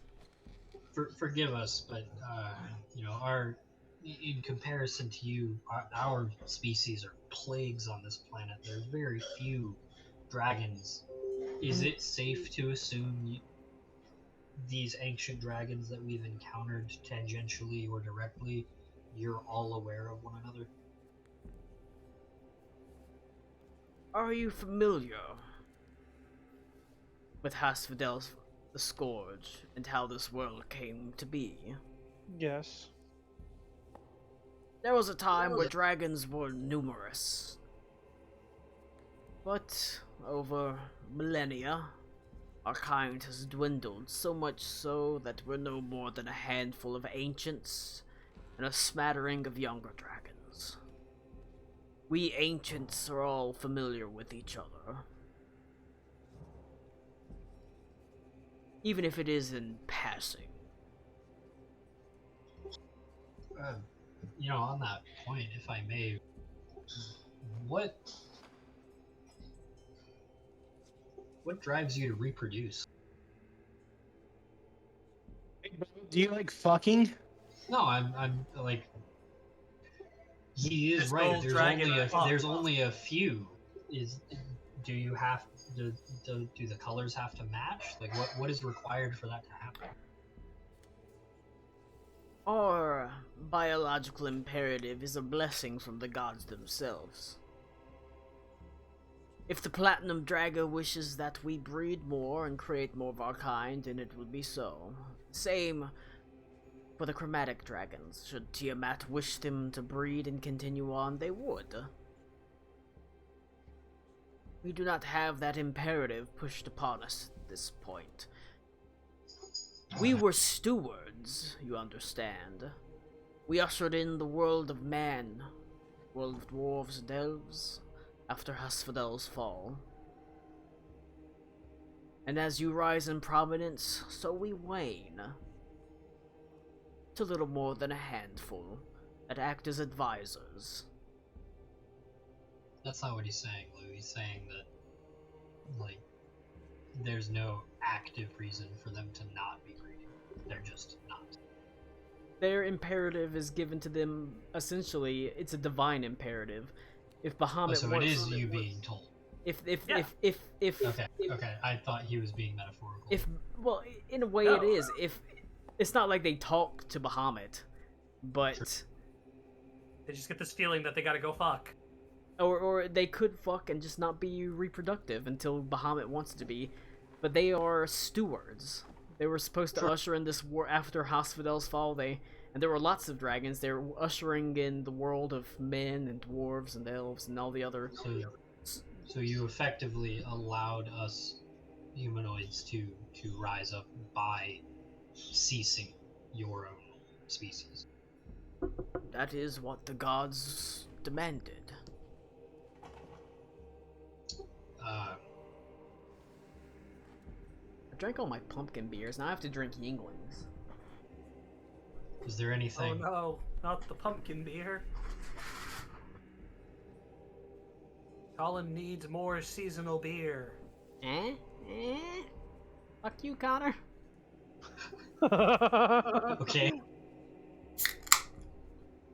Colin just show Connor some Yingling. Hey, there's some Yingling ASMR. Just Because Oh. because Connor Yeah. can't have Yingling. But yeah, no, they don't. I Sell it I there. feel bad for Cody coming in because it's such a talky session.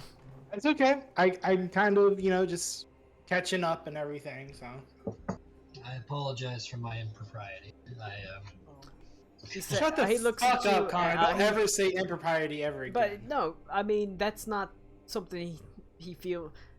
Dragons don't feel bad about that. They're not mad that they can't breed. They have a purpose. They were given a purpose. They're stewards of this world, and they are ushering in. Even if it means the dragons are dying out, but they still go on to live in the realm of Tiamat. They still go to Mount Celestia.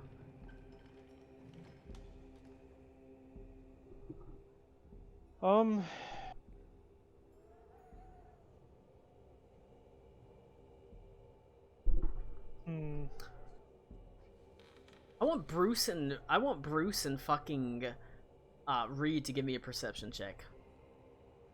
Ooh. Yes, sir.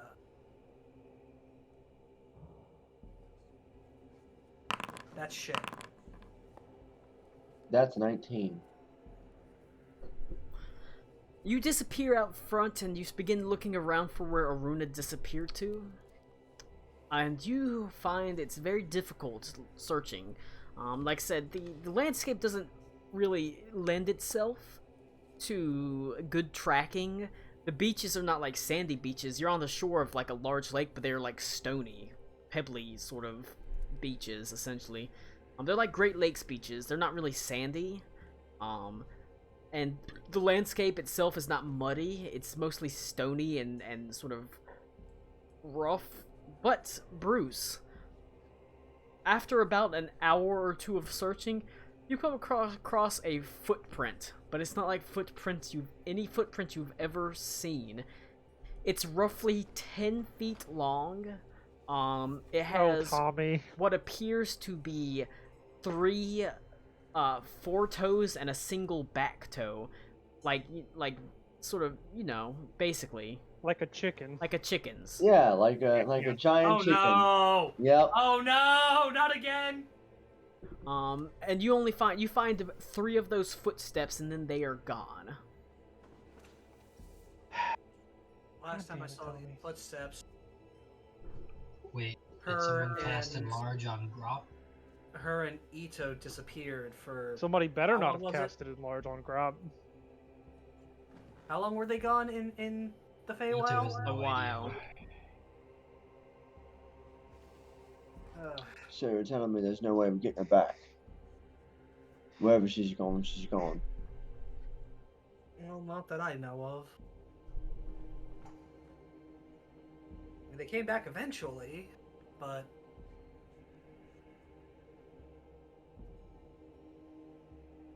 let's go Well, yeah, we've done all back we and see can. what Ito knows about this. Yep. Head back to the group. I do need a reason to remove Tommy from the game today, so that's what's going on. God damn it. Not again. Where's Hayhorn? Where's Keysby? Connor would want that, wouldn't he? Connor loved me being Hayhorn instead of Reed. Keysby. One of these days, Reed's gonna Hayhorn- Reed is gonna bloom into a beautiful flower one day. Hayhorn caused a lot of shit in one session. All right, but that's all you find after a while of searching.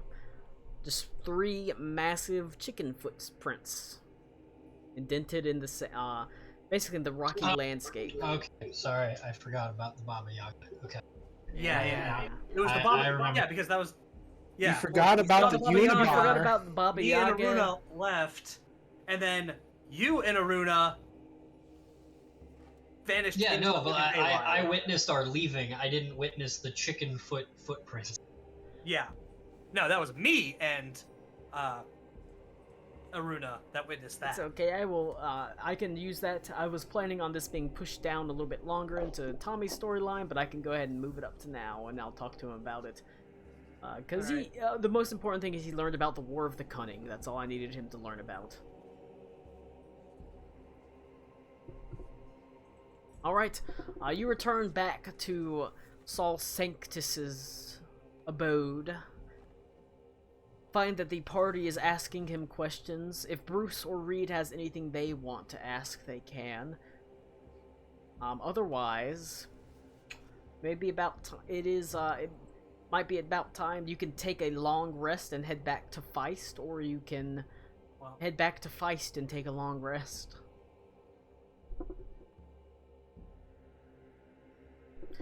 But I'm fine either way. I don't care.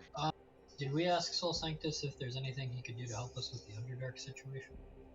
you did not. Not that. I mean, Saul Sanctus probably would not know anything about the Underdark situation. That's true. That's more of a localized, personalized thing to the party. Saul Sanctus was just like, what? What?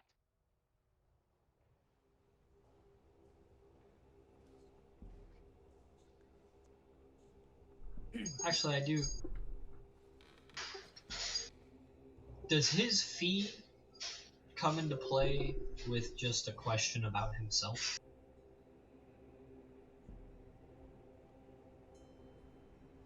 This is Like, if what? I just, does his fee come into play about in terms of a question about himself?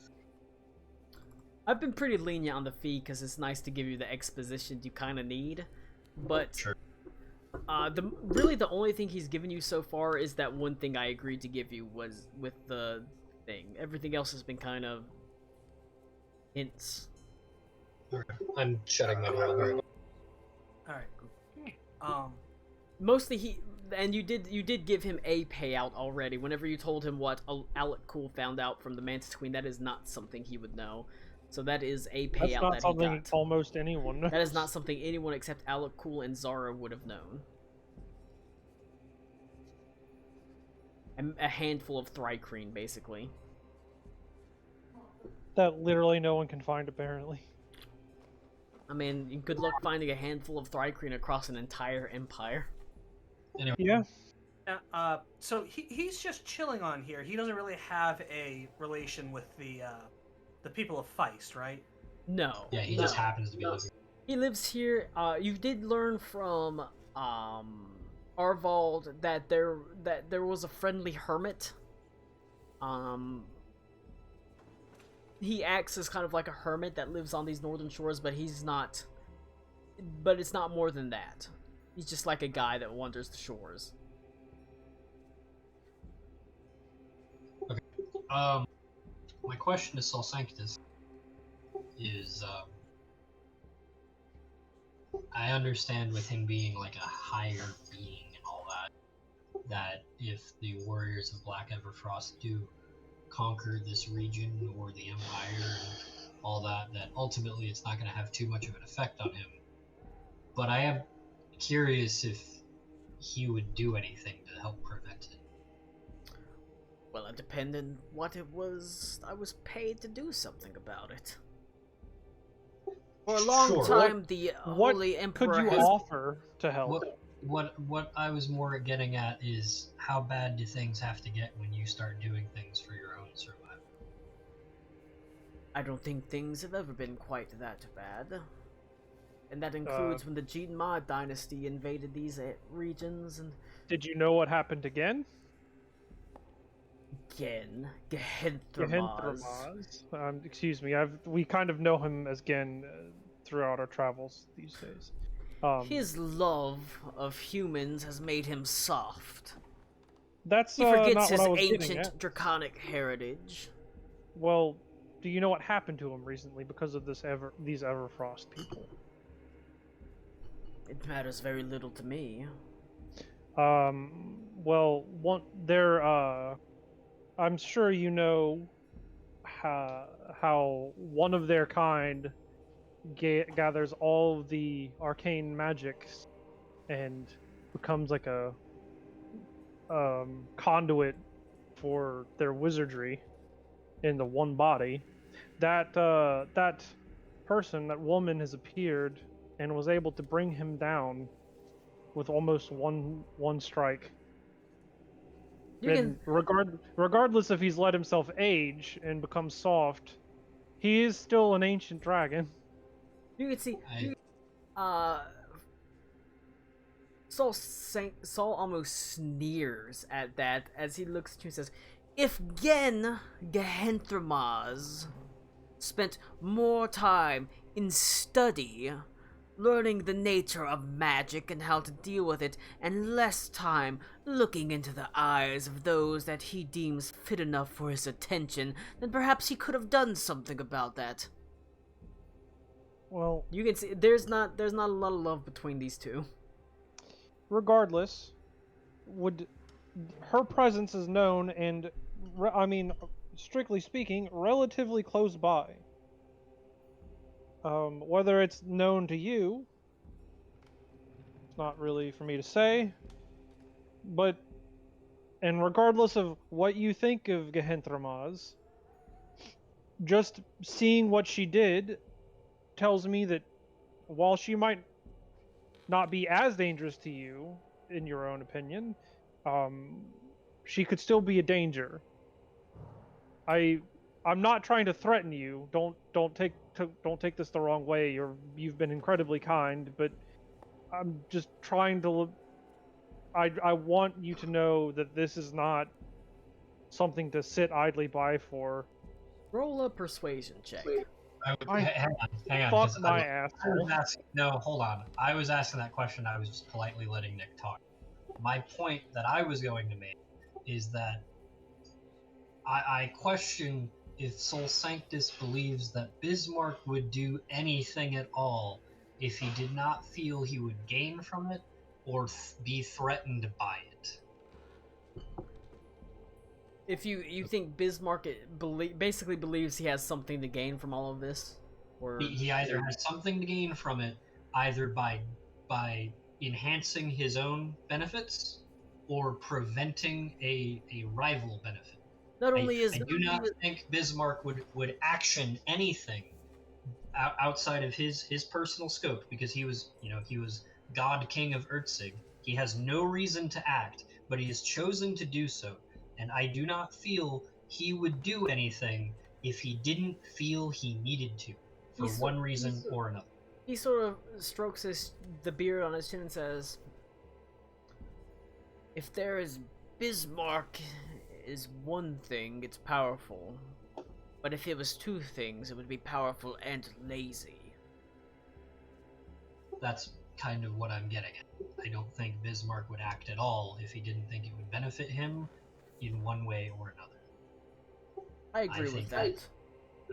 I would argue that Bismarck is at least intelligent enough to have known that perhaps his life was in just as much peril as us humans. They either offered him something he wouldn't turn down, or he felt he was so incapable of defending himself that... And you can see that his eye, almost sort of, his eyes almost glaze over for a minute as if he's lost in thought. He says, "That would mean that they are incredibly powerful. Hang on. Bismarck is no weakling." Connor is looking at something. Ito will recover the Redeemer's journal, and he would cite the sections where the Redeemer is talking about the woman Freya and her people, and I would inform Sol Sanctus that in our dealings with this people, which by your own definition has been more direct than yours in recent times, I would argue that these people don't deal. I refuse to believe that an entity, I don't believe Bismarck joined these people out of diplomacy. Either he was bested or he's afraid. Or bribed, I suppose. And I've spoken to, but if he was bribed, I don't believe he would leave his mountain. Depends on the price. But I do feel that you are right. So understand, and I'll roll for this if you want me to. As my friend You're here, augmenting Nick's roll. okay. As my friend here put, we don't mean to threaten. Fuck you, Colin. That's okay. We It's don't getting mean- rid of your disadvantage. We don't mean to Is threaten. it? We I don't have a mean to threaten. negative. We just Oh no, I mean don't. I have a to- +1. We don't mean to threaten. We don't even necessarily mean to warn. I'm just asking, are you also going to wait until it is too late? Can I use guidance on myself? You can. Do I even have guidance? Yes, I do. So it's, Don't forget, you've got a 14 to use as a portent dice. Good old If you deem that is that important. I'm glad I had didn't have disadvantage. So, and then a D4. I got a non-natural 20, sir. That's the highest persuasion roll I've ever had as hella cool. You sort of, By a lot. you can see the old man sort of strokes his blonde beard. putting his He's a fingers- human right now. He's human right now, yes, and as like I said, he's sitting in like a throne of books essentially, and you can see initially he almost brushes it off, says that's ridiculous, but you can see the look on his face as he sits there in silence for a couple of moments. It's clearly gotten to him what you said. This thought of maybe they're more dangerous than it seems. And Having spoken to Bismarck personally, and I'm sure you have as well, I don't feel he would take any action unless he felt compelled to. And I don't feel like the activities of us lesser beings, which you may not consider yourself or consider us that, but he certainly does, would ever prompt action unless it was necessary. I do not think he would take any action at all unless he felt compelled to do so. And I don't think a bribe is the cause of it. I was writing Gehenthermaz when he was felled by this witch.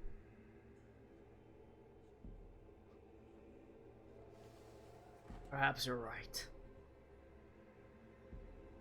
Maybe I should at least speak with Gehenthermaz about this matter. Okay, sorry. I have been advisor to the Holy Emperor for now hundreds of years. When they were willing to pay the price, I suppose in a way, my lot has already been cast. Oh, hang on. That's a point that may be in the Encyclopedia Draconica, but I don't feel like reading it right now. Is I have it up if I can tell you. Vonric? Is that his name? Vonric the Silver Dragon? Is he still kicking? Ha! I'm assuming not. Oh It is- God, no! No. Just wanted to make sure. Didn't think so. He died many, many millennia ago. He was one of the originals. Now, I have something of a, I don't want to say a bargain, but a deal. Well, now you have my interest. If you've got something to trade, something like that. Now, I have recently contracted something that would make me live long past my usual 30 years. there's no need to be coy about it, Thrycreen. I can sense it upon you. I've seen it before. I was not being coy for your sake. He just sneers in disgust. That being said, any assistance that I could be of you to go out and procure information, I'd be glad to do, as long as you will help us now. Well, you seem interested in traveling to other places, I'm afraid, and other planes. As I said, my purview of knowledge mostly extends to Stahlreich and the material plane. I would be terribly interested in the other planes, the Shadowfell, the Feywild, the Astral Plane. In your case, the domain of the Mantis Queen. Even the Jinma dynasty, although I do know quite a bit about them. Is there anything specifically you're after about those regions? Just things that would be interesting. Do you have any recommended methods of contact? I'll promise you, us getting there would be impressive. Us being able to get back to you would be even more so. I would argue that if information is what you're after, we'd be more than happy to bring it to you, but a methodology would be... Go ahead would make it much more. Go ahead and roll a persuasion check. And I'm gonna go pee real fast while you roll this persuasion check.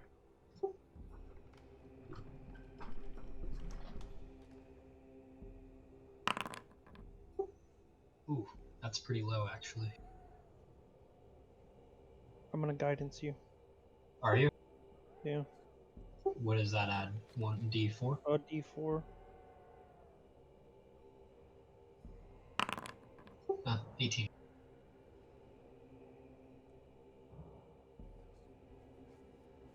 Is Rick here? Yeah, I've been around for the last, 8 months. I know nothing about any of this. You guys don't asking questions. No, you're good. I was just wondering if you were here. Are you right, here? Actually, he is here. Huh? For 1 second, I thought he was also away, but no, that's right. He did get to Solsing. Yeah, he showed up later, right? Because your survival roll was shit. Yeah. Well, no, his survival roll was good, so him and Max's rolls were good, so they ended up together back by Feist, I believe. Rick, Yes. yeah, Rick's survival roll to find us, the path to us, was not good. Oh, that's right. Sorry, it was a strength saving. Yeah, I just saw the strength roll.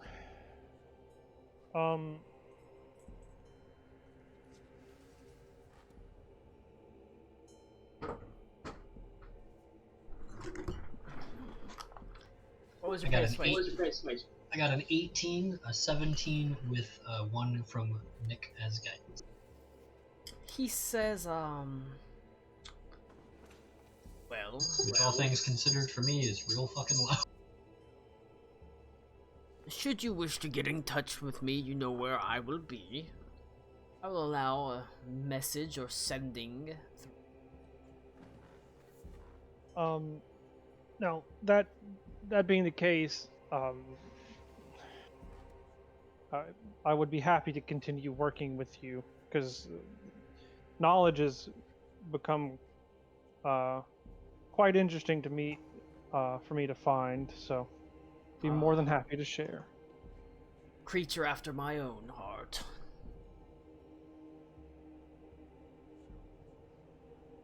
Very well, I can work with you. If you have something to trade. I will continue finding something to trade. But as it stands, it seems our time together may be drawing to a close. Your airship approaches. I can believe- sense that soppish, weak-hearted silver dragon Gehenthermaz on it. I smell his sentimentality dripping off of the air. It stinks like rose petal and acid. Interesting. Rose petal and acid. What a wonderful scent. Sweet and acrid. And Well- indeed, the Skyweaver is slowly going along the shore.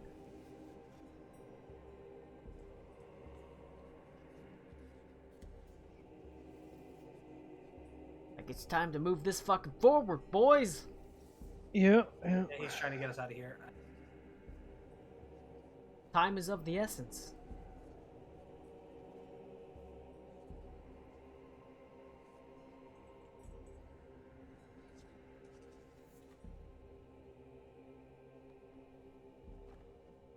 Well, oh, go ahead. Well, I want to make a request of Sol Sanctus, but I want to do it after everyone starts to head away. I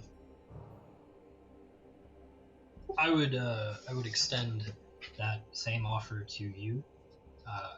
If I understand we may seem relatively insignificant, but we do have a knack for getting around if something comes up that you feel we should know, or that even perhaps the Empire would know. We would love to be included in that communication. We have a member of our party. She's not here at the moment, but she is aware of the spell set. Well then, we need to be in touch. We will be in touch.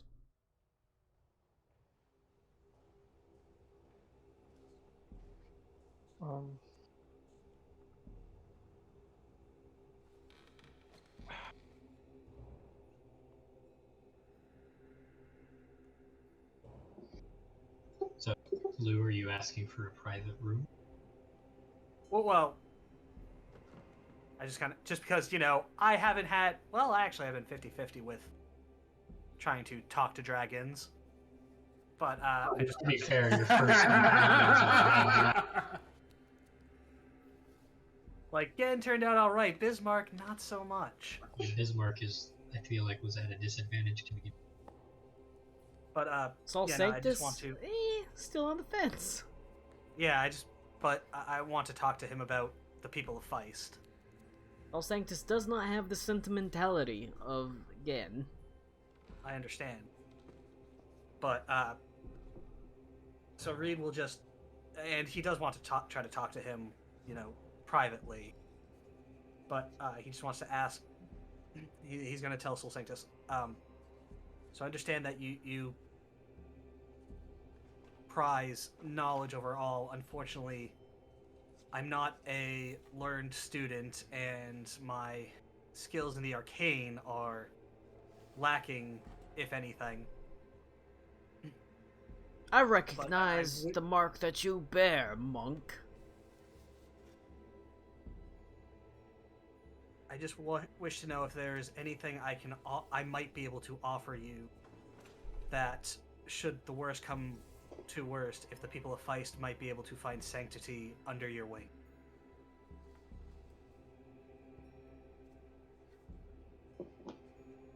And Reed will get down on his knees and, bow down in respect. Stand up.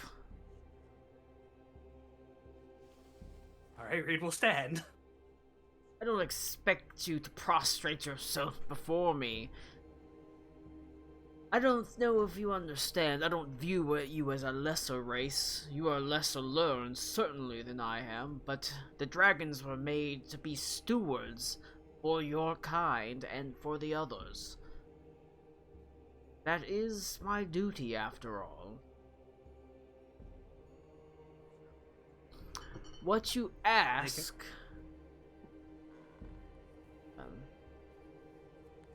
you don't necessarily need to. If you think I'm not going to offer any aid to Feist, you're wrong. I've spent the last 1,000 years offering aid to Feist in my own way. Just because I'm not saccharine and sweet and loving about it like Ganhenthramaz doesn't mean that I'm not doing it.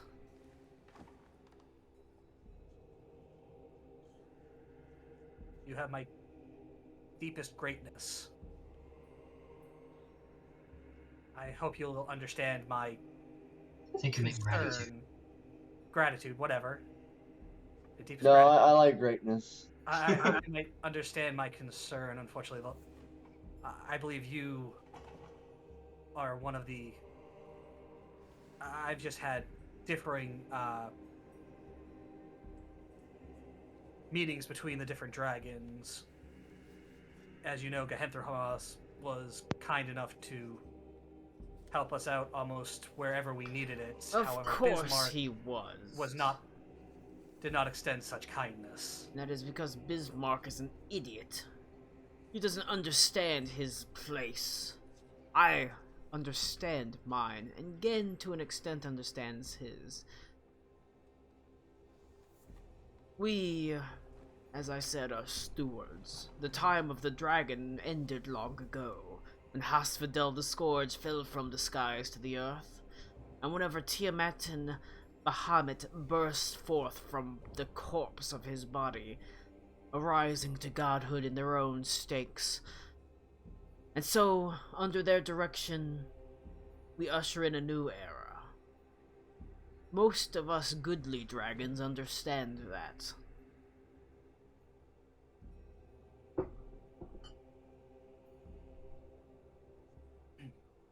Well, I thank you very much, and should I ever see myself coming this way again, I will try to provide whatever knowledge I might find on my travel.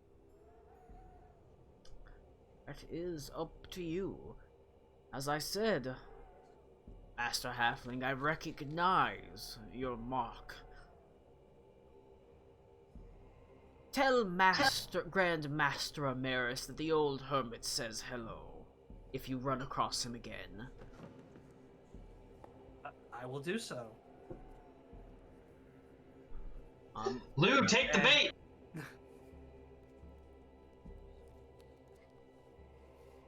I don't know. He seems to like to keep his knowledge. I mean, I do want to ask about how he knows. I think I'm going to ask if we stop by the monastery. I'll ask Amaris how he knows Sol Sanctus, not the other way around. I've gone out the way to make it so the monastery is on the way. I just know it's on the Vergilt Plains, so you're gonna run into it fucking eventually. Yeah, I don't care where you really put it. Yeah, that's all I told you is it's somewhere on the plains. Because it's time for some Reed action, but I specifically want some Reed stuff to go with finally getting back to the Emerald Mantis Monastery. But that'll be another week. Seems that, at the very least, Sol Sanctus is familiar with Grand Master Amaris.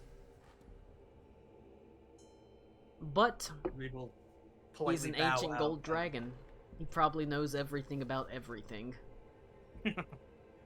But he sort of nods his head.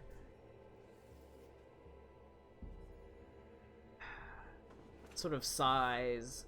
There's almost a reluctance, almost like a sarcasm to his voice as he says, "I can't believe that these are the people that Bahamut has chosen to inherit this world."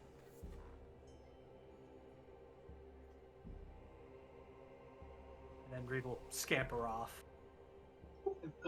Do we hear that? I Do we overhear that, or is that just Lou? Probably just Lou. I'm special. Oh no. You wanted the room clear. You emerge out of the great, the sort of, the abode of Sol Sanctus. Not, you can't really call it a mansion, or even really a house. And you can see that the Skyweaver has, rolled up on the shore. The shore itself is maybe a couple 100 feet from the actual, like, library itself of Sol Sanctus. You can see on the deck of the Skyweaver, Gen stands there. He is in his human form, but he has an icy stare. Reed, you almost can feel it as you look over your shoulder and see that Sol is standing in the doorway of the library, and the two are just staring each other down quite icily. As you make your way to the Skyweaver, not a lot of love between the Silver Dragon and the Gold Dragon. You know, you don't know what history they may have had, but there's not a lot of love between the two of them. Saul was a terrible ex-boyfriend. Sol may. I was actually about to say. Shut up, you know, shut up, Colin. Don't give us hints. All right. Fuck you.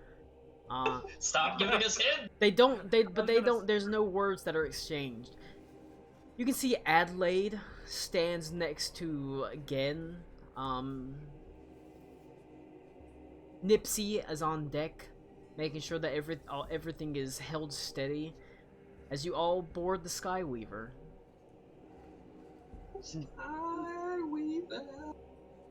You actually find, as you disappear below deck, Aruna is there. Aruna's back. Aruna is in her bunk. I guess she didn't disappear after all. She has a. Say to Bruce. She has a stare. She had like 1,000-yard stare, as if she is caught deep in contemplation, and she retires early, saying that she's quite tired, and disappears to her bunk instead of having a fine meal that Bruce prepares. You have a nice, like I said, Bruce likes to cook. Yep. There's fresh seafood on this lake. All sorts of oysters and cockles and fresh fish that you were able to get. And we should still have a desanguinated griffin or something. Probably. Can I roll to go catch some fish, Colin? Sure. Give me a nature check. Nature or survival? Survival's fine. Either one.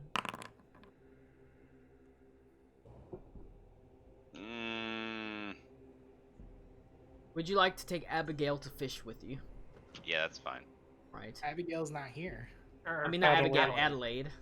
Adelaide, yeah. Wait. Hildy. Hildy, That's what yes. she's going by. That's what she's going by. She'll fish with By you. the way, Cody, she felt she needed a fake name. No, I felt she needed Ito a fake. felt she needed a nickname. Adelaide von Richten. Because her stupid ass would walk around introducing herself everywhere. Adelaide von Richten getting a 15 on fishing for her survival check. So Hey, finally! she's able to fish up. You're surprised she does a little bit better at fishing than she does at hunting, as she's able to pull up a couple of small fish. Henley, you look at them, and they're not impressive fish, but she seems so excited to have actually succeeded in fishing up something that is at least edible. I don't know if you have the heart to break it to her that they're not particularly impressive fish that she fished up. No, I'll be encouraging. I'll tell her that. Good job. Now you can cut them and clean. Now you can gut them and clean them. After weeks of Oh God. honestly, after weeks of failures, that sort of encouragement is kind of what she needs. Didn't last time she end up, ripping into the intestine?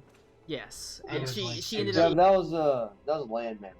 she ended up Oh man, completely I catch them too, so it's okay. she ended up completely whiffing her shots when she was trying to hunt, just piercing the intestines of things she was trying to skin. So that little success, kind of the confidence she needs, as she proudly displays what is a very small fish, no more than maybe a foot to a foot and a half long, but it's edible.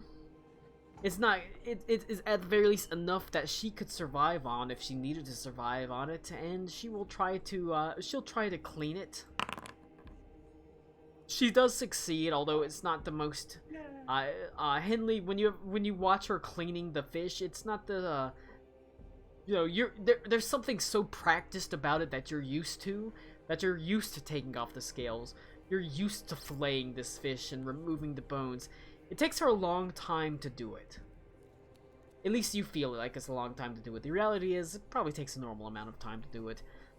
But she does do it. She did succeed on her roll. And she has 2 very meager fillets, but still fillets of fish that she herself caught, that Bruce, you begin cooking up. As Gen joins you. I'd tell her because she did a good job, she can have first pick of which fillet she wants. She says, I could have done that anyways, I'm the fucking Holy Emperor. Oh, if you say so. Baby steps. Baby steps. There's still that Do we need to part start of her. seeing if she's sober when she wakes up? If she's what?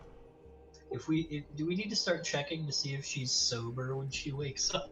Yeah, can you teach me the breathalyzer cantrip, please? I'm just saying, like, do we need to start seeing if our liquor bottles are watered down? I mean, she's still the Holy Emperor. But Why is the rum always gone? she does graciously take the largest portion for herself. Oh, I gracious. figured. I would like to walk up to Gen if he's done staring down Soul. You can see Gen looks down at her and he sort of nods his head slightly approvingly and says, "Oh, I guess that's a step forward." If it helps, then I will kind of like move my eye line towards Soul without Soul seeing directly, and I'll say, I like you better. He turns to you and says, "What do you mean? Between the two of us, you like me better than Saul?" You, I can read. You let yourself be read in a good way. We don't have to sit and think and guess and assume what you're saying. You treat us like people.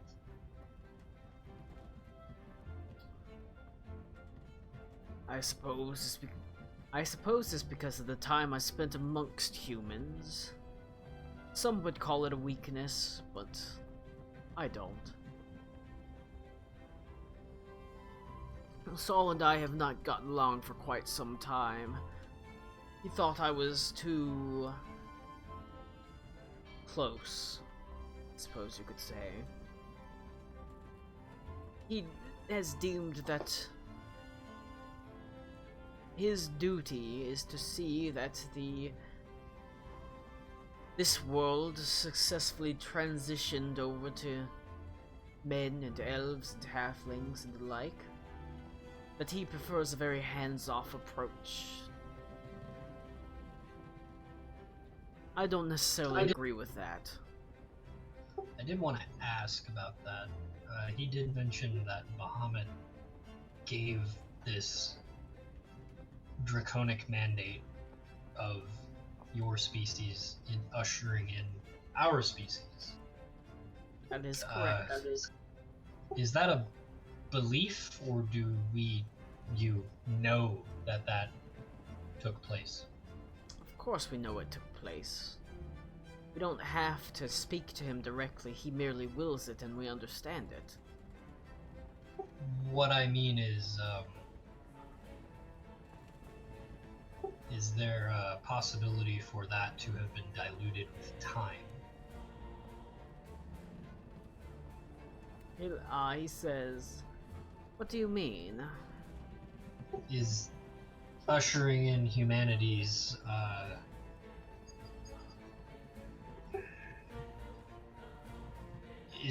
is that the last standing order from Bahamut? Well, Have corrections, alterations and it's He says, right up. it's more complicated than that. I wouldn't know. My god doesn't talk to me. It's not that he talks to us directly. We can feel his will, and we can understand what he wants. You see, we know that our kind, have produced offspring at fewer and fewer rates until we stopped producing offspring entirely. We don't view that as a curse. We understand that it is our time to transition out of this world and into another. Asphodel, the scourge fell, and the dragons arose, and that was the time of the dragons. But all things have their time. The world of men rises now. The world of world of dragon fades. Cycles happen. They're as natural as anything. There's no need to fight them. We understand that we have our place in another life. I myself, whenever I go, will stand astride Mount Celestia along the Platinum Dragon, and this world will belong to men. There's nothing wrong with that. In fact, I've come to grow rather fond of your kind.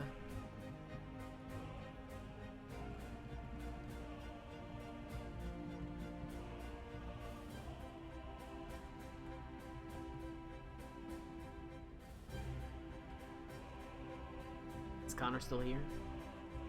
Yeah. Was that answer enough to your I question? I heard you. Yeah. I mean, the I guess what I'm dragons Go ahead. understand they're gonna go extinct. That's not a big deal for them. They understand that this is a transition that their god has deemed to take place. I guess my question to that then is it not a big deal to everyone? Oh, there are dragons that cannot stand the idea.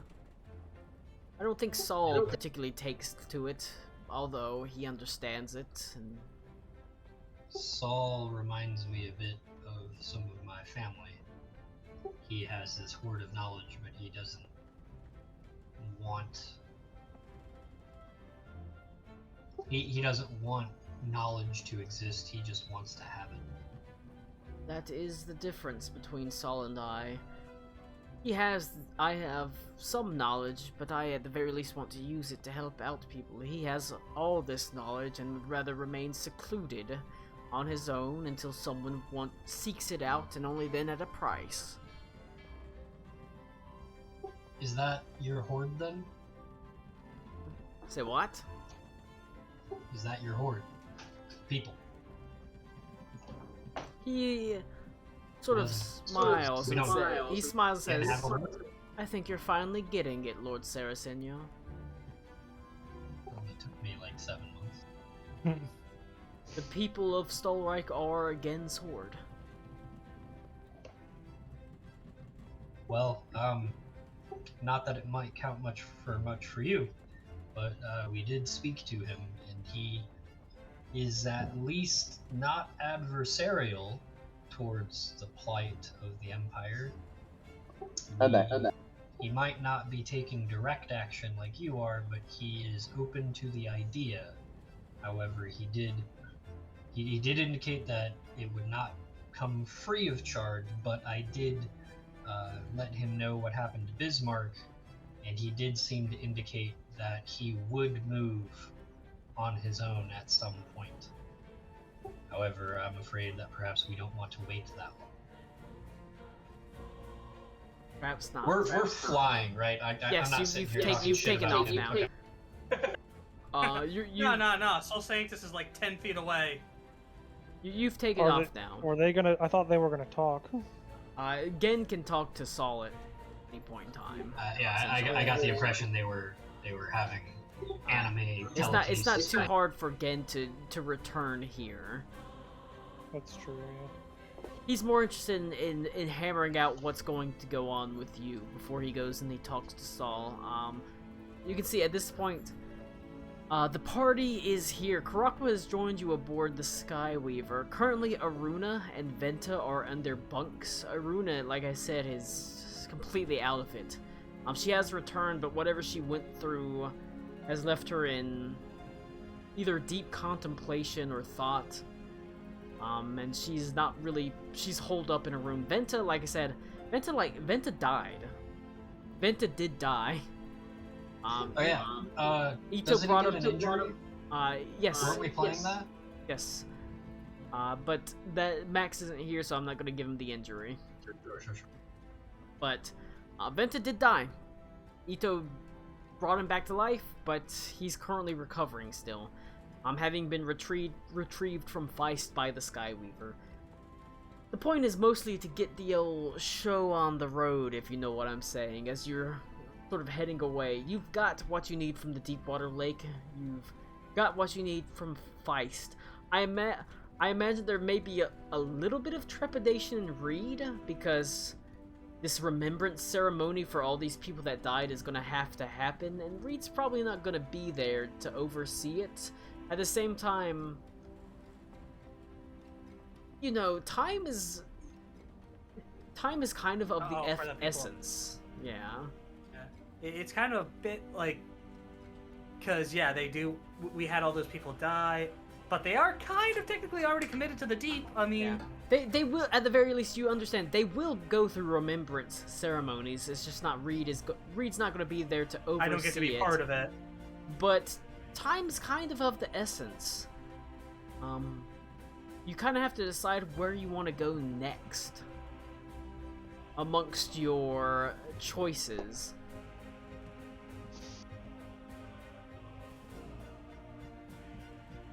And now you have Karakwa here to help you. Unless Cody decides he hates us and doesn't want to play anymore. Please forgive my stupid counter brain. Where are Bromwell, Maora, and Dax? They're in the. They're in the They Underdark, went back right?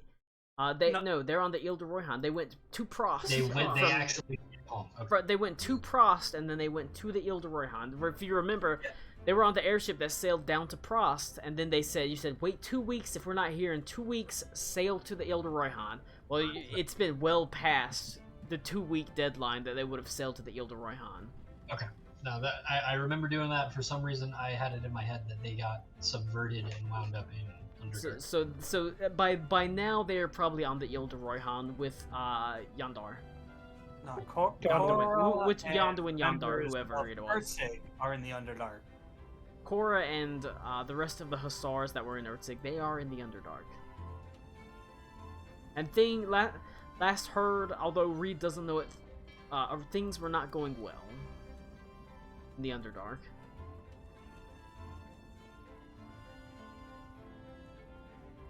But you have to decide what you want to do next now.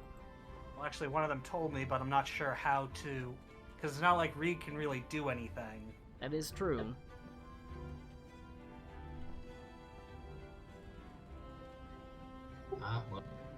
But for now, he'll believe in that special ring he gave. Do we have a map room aboard the Skyweaver? I'm sure we do. Literally where I always am. You literally have the Stahlreich map and the world map. Well, You're standing next to me then. Sure.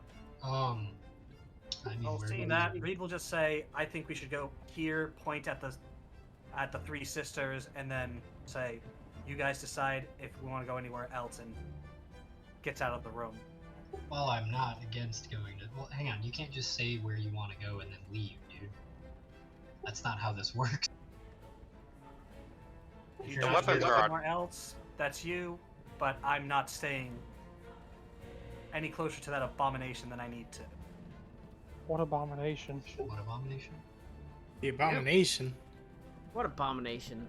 The undead ant over there. The abortionation. Oh, okay. Okay. So someone I needs mean- to.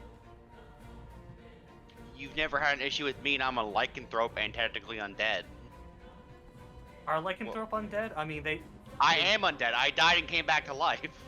Oh I my actually did god. not know that. It was my backstory from the beginning, Lou. I told you. Yeah, he was killed. You were killed by the beast, right? Yeah, and then I came back to life, literally resurrected by a I, god. I To was hunt it. never told that. I could have sworn I told you all in the beginning when I told you I what remember my that. background was. Yeah, I Although for remember some that. reason, I think it was a. I thought it was a dream. I don't. No, I remember. literally died. My concern with going to the Three Sisters is twofold. One, that's north, and I mean, that is the direction of bad right now. Because with that presumably nearly impassable mountain range, I would assume they've traveled along the coast. But the other problem that I have with it is that's about as far away as we can get from literally anything else. So I'm not saying that we shouldn't go there, I'm saying that is a hell of a commitment.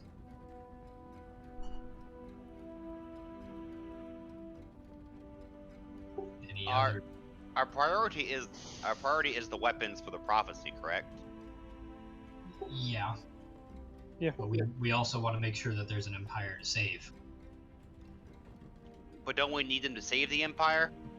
Sure, but if we leave to go to the Three Sisters and then the whole of the southeast. Okay, is what are the Three destroyed, Sisters? Because I haven't been around for all that. I'm asking Right. character. The falls, right? Yeah, the waterfalls. I thought that was around where you were from. Me? That is I indeed don't. that is indeed around where you're from. Yeah, you're from that white region. It's also around from where Aruno is from. Yep, I remember that. Yeah, and I imagine mean, Bruce if- is if- like, Colin, can you? imagine where Bruce is from. Where? So okay, we're just to confirm, we're currently on the north side of the lake outside. You're currently of here. Three Sisters is up here. I forget that there's a map in here. Three Sisters is up where? Up in Just here. There's these that- three okay. waterfalls, yes. Can we get Feist labeled on the map at some point? Sure, I'll I have I to mean, go in it and was change like it. it was But like there. it is. Yeah, no, I know, Yeah, but- it's this corner right here. I would Across just the like lake. a dot with the name Feist on it. I mean that's Realistically, gotta be weeks, right? Of flight. the issue is if we don't do that soon, then we'll have to go out of our way later to do it. Which Did Klaus indicate what his next move was? no, Gen the, says, his "Don't next you move worry. is irrelevant. I'm to gonna have us. a word with with Klaus." Well, you'll be happy to know that we've he's no longer being corrupted by Two Eyes. Runa was able to remove the first one. We tried to remove the second, but we were unsuccessful. Not that it can't be done.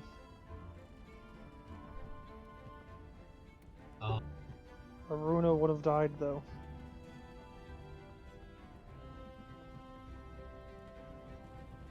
God, Sarah Jessica Parker's face looks like a fucking foot. All right, Why? if that's around my home, Colin, would I know of those falls then? Roll a history check with advantage.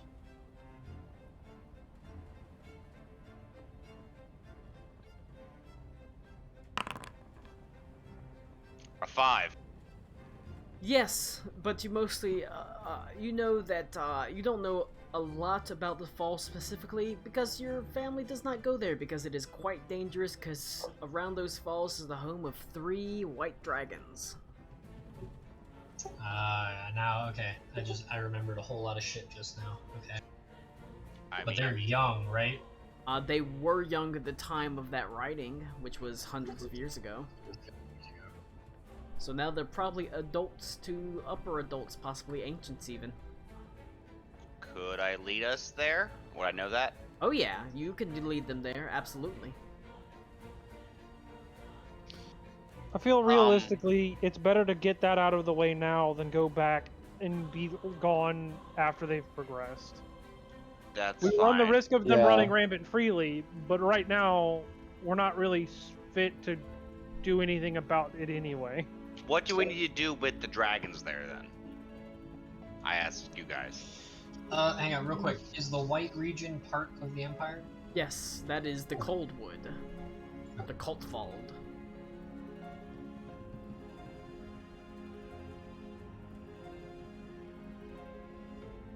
We don't happen to know anybody in You do, you do know somebody in that region, specifically Aruna's entire family. Yeah, not people I want to interact with though. And Why my whole not family. not? And Henley's entire family. Also, the druids of the Crashing Tide are all there as well. It's almost like I grouped them all together for a reason. I heard that's a cool place. Henley, are you on good terms with your family? I am considered a complete traitor and failure. Cool. Based. Well, at least for the next 6 years. It's not too bad. The current rulers are the ones that kicked me out because they say I cheated in a traditional ceremony, and that's why I am the way I am.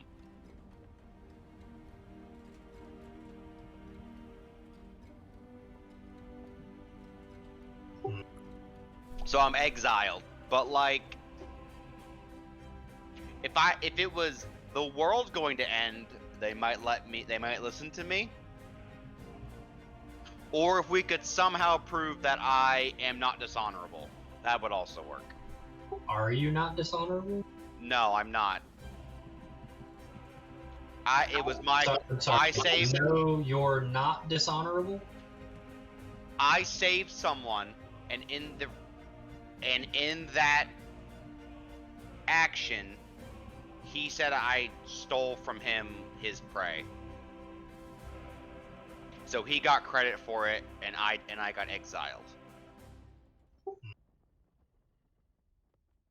It's deep-rooted fundamentalism. I can't. That's just how my people are. That's just how we roll. Yeah, literally. Like, I mean,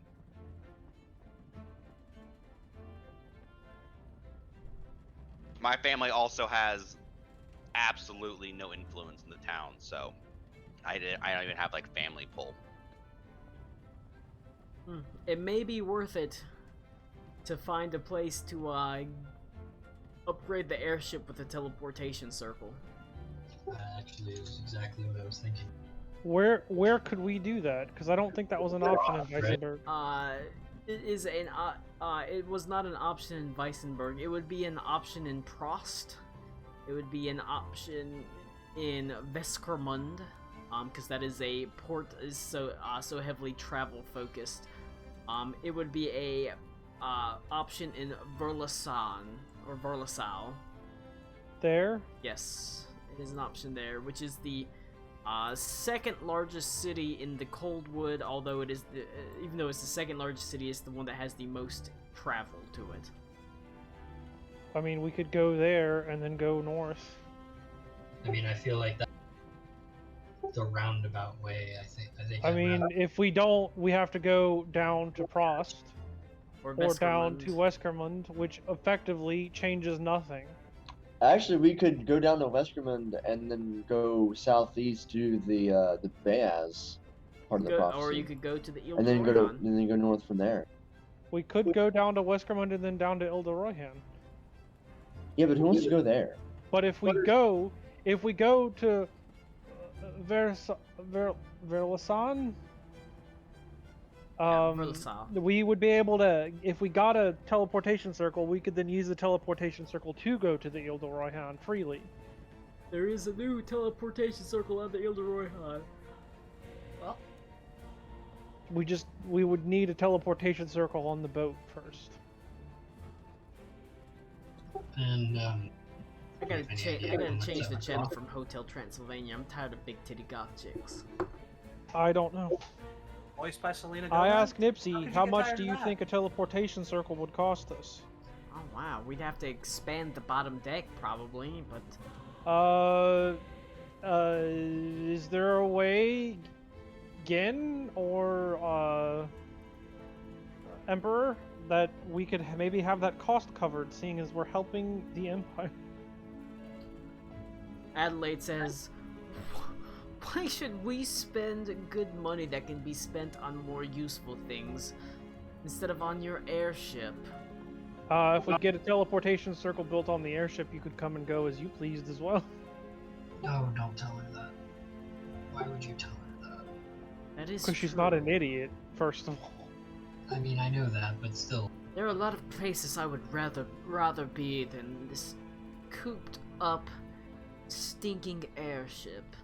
More to the point, would you rather stay aboard an airship to travel to places, or would you rather not do that and still travel to places? Is that a ridiculous question? I'd rather not be cooped up on this airship if I don't have to be.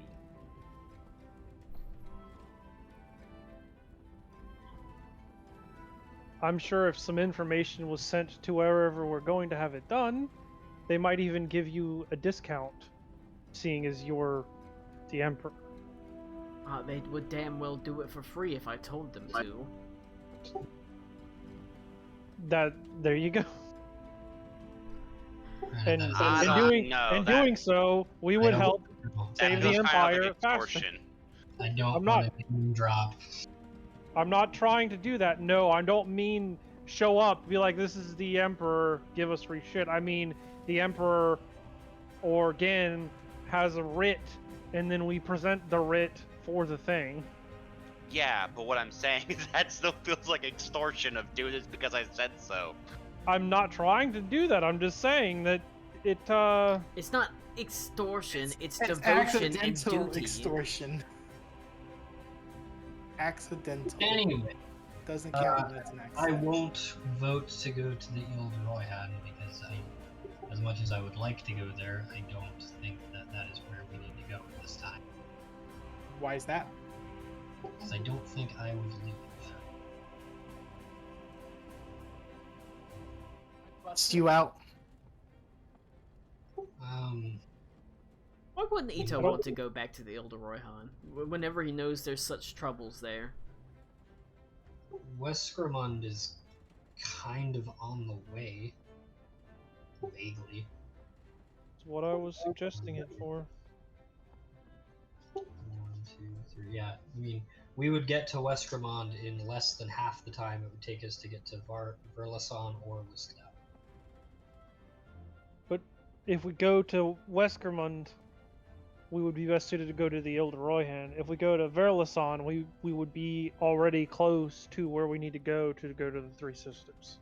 Well, sure, but it is a teleportation circle. We could go to Westgrimond, and then the airship could make its way to Wishstadt, and then we could go to the Ile de Royan. It's a teleportation circle aboard the vessel, not for the vessel, right? Yes. Okay.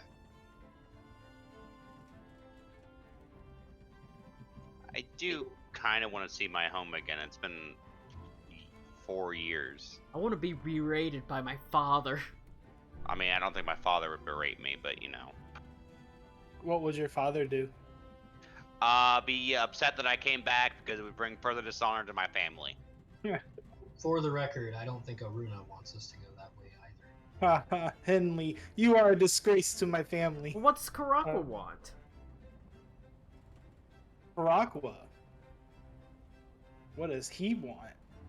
You've come back now? What does Karakwa want? Well, in the He had. I will say, the big thing has been the crashing tide druids, which are in this indeed in that around this square. region of Northern Coast. That being said, there has been the vaguest hints of the avalanche. The other druids, they actually live in the mountain ranges of Baz Kumlahar, so. So Which they're not even on the is- world. You'd have to go to the world Yeah. map, and they would be like in here. Oof, they're all the way out there. Yes, they're much farther away. Well, the Crashing Tide, there is that current feud that's going on. If anyone is aware of such druid I am. bullshit. I Yeah. am. I being- forget Alakul is also a druid sometimes. I'm but- always a druid. I'm just other things as well. He's a druid on Tuesdays. He's a It's druid. Sunday, He's motherfucker. everything at the same time. Oh I my can't be. I god. don't have a high enough charisma, Colin. You know that. That's what he's Or currently- intelligence, actually.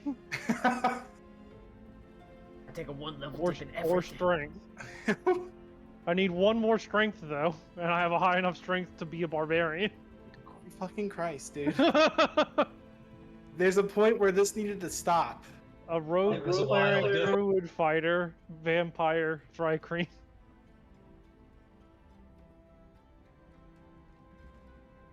I don't want to play this game anymore. You barely started. I know. There is the feud that's going on with the Crashing Tide druids. There is these twin siblings who are fighting over who can be the new Zephyr quintessent of the Crashing Tide. The equivalent of that. The new herald for Crashing them. Tide. Yeah. Well, it's got a different name. It's got a different title that comes with it. Being able to settle that would get strong allies on our side for sure. And there is talk and rumors of the Staff of Four Seasons there. Which is one of the major weapons Potential- that we were looking I don't know if it's potential super prophecy, but it was also one of your vision things, wasn't it? for. Possibly. Yes, it more than likely is one of the ones from my vision. So that could be a pretty neato place to go. No bias on my end or anything like that.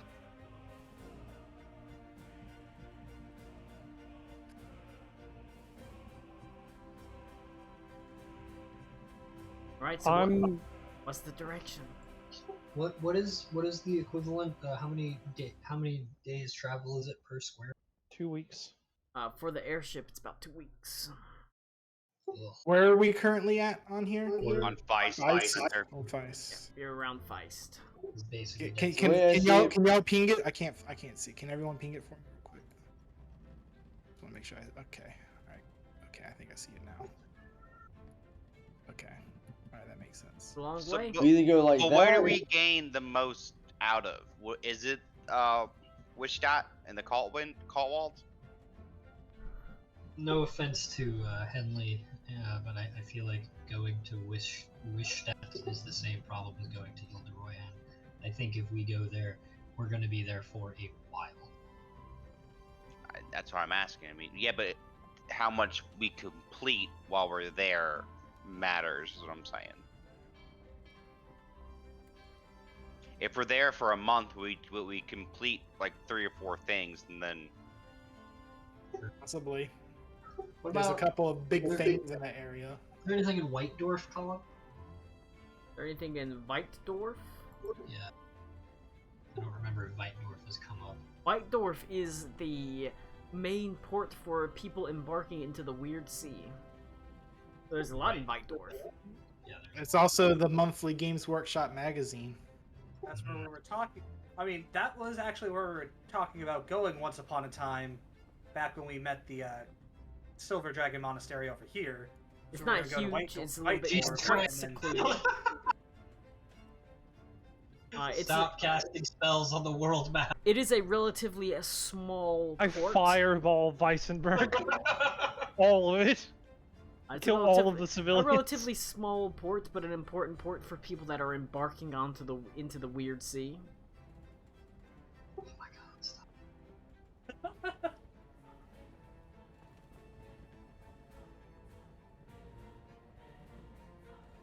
How long would a teleportation circle take to build?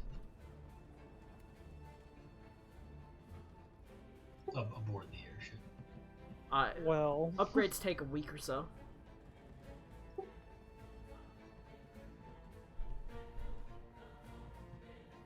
Would I be able to teleport to the airship once it's built?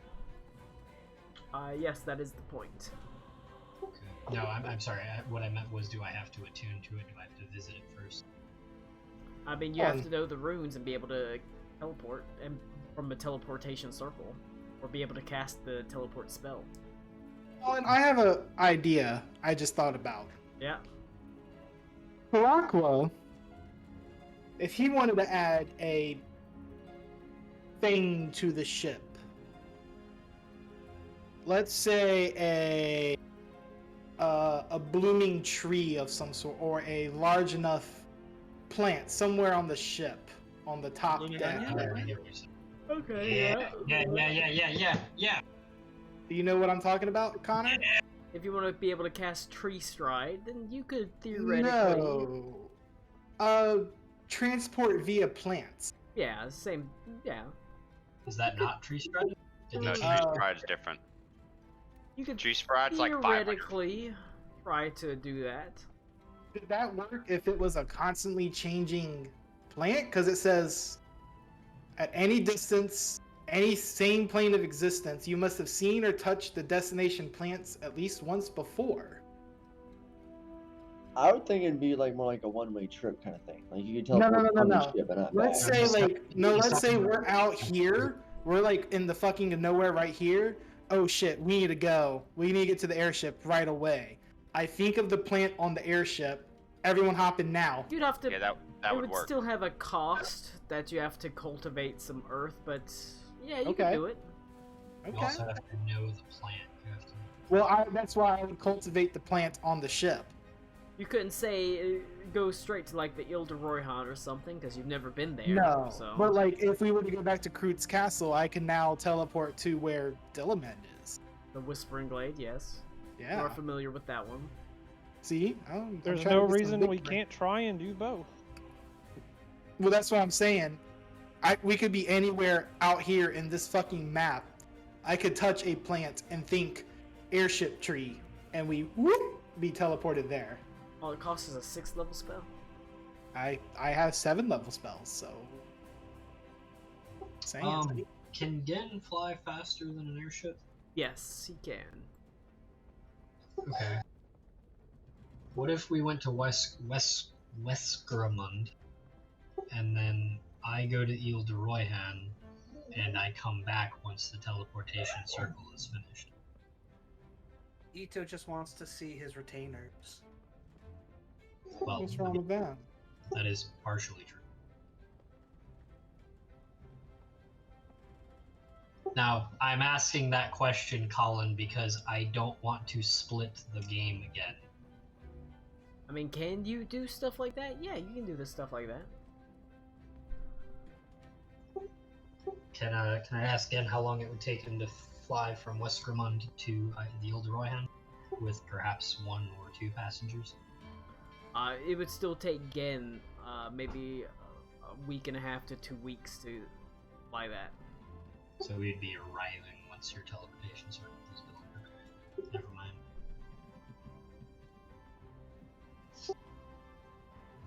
You can just teleport straight to Ile de Royhan from Weissenberg. Stopped off there. Yeah, it's true. I know I can do that. I just. I mostly just need to know where the fuck you're going. Colin needs to know because he's trying to put my monastery somewhere in the path so that way we can stop by there. Gotta be somewhere in the fucking path, and you gotta run into some random encounters on the way.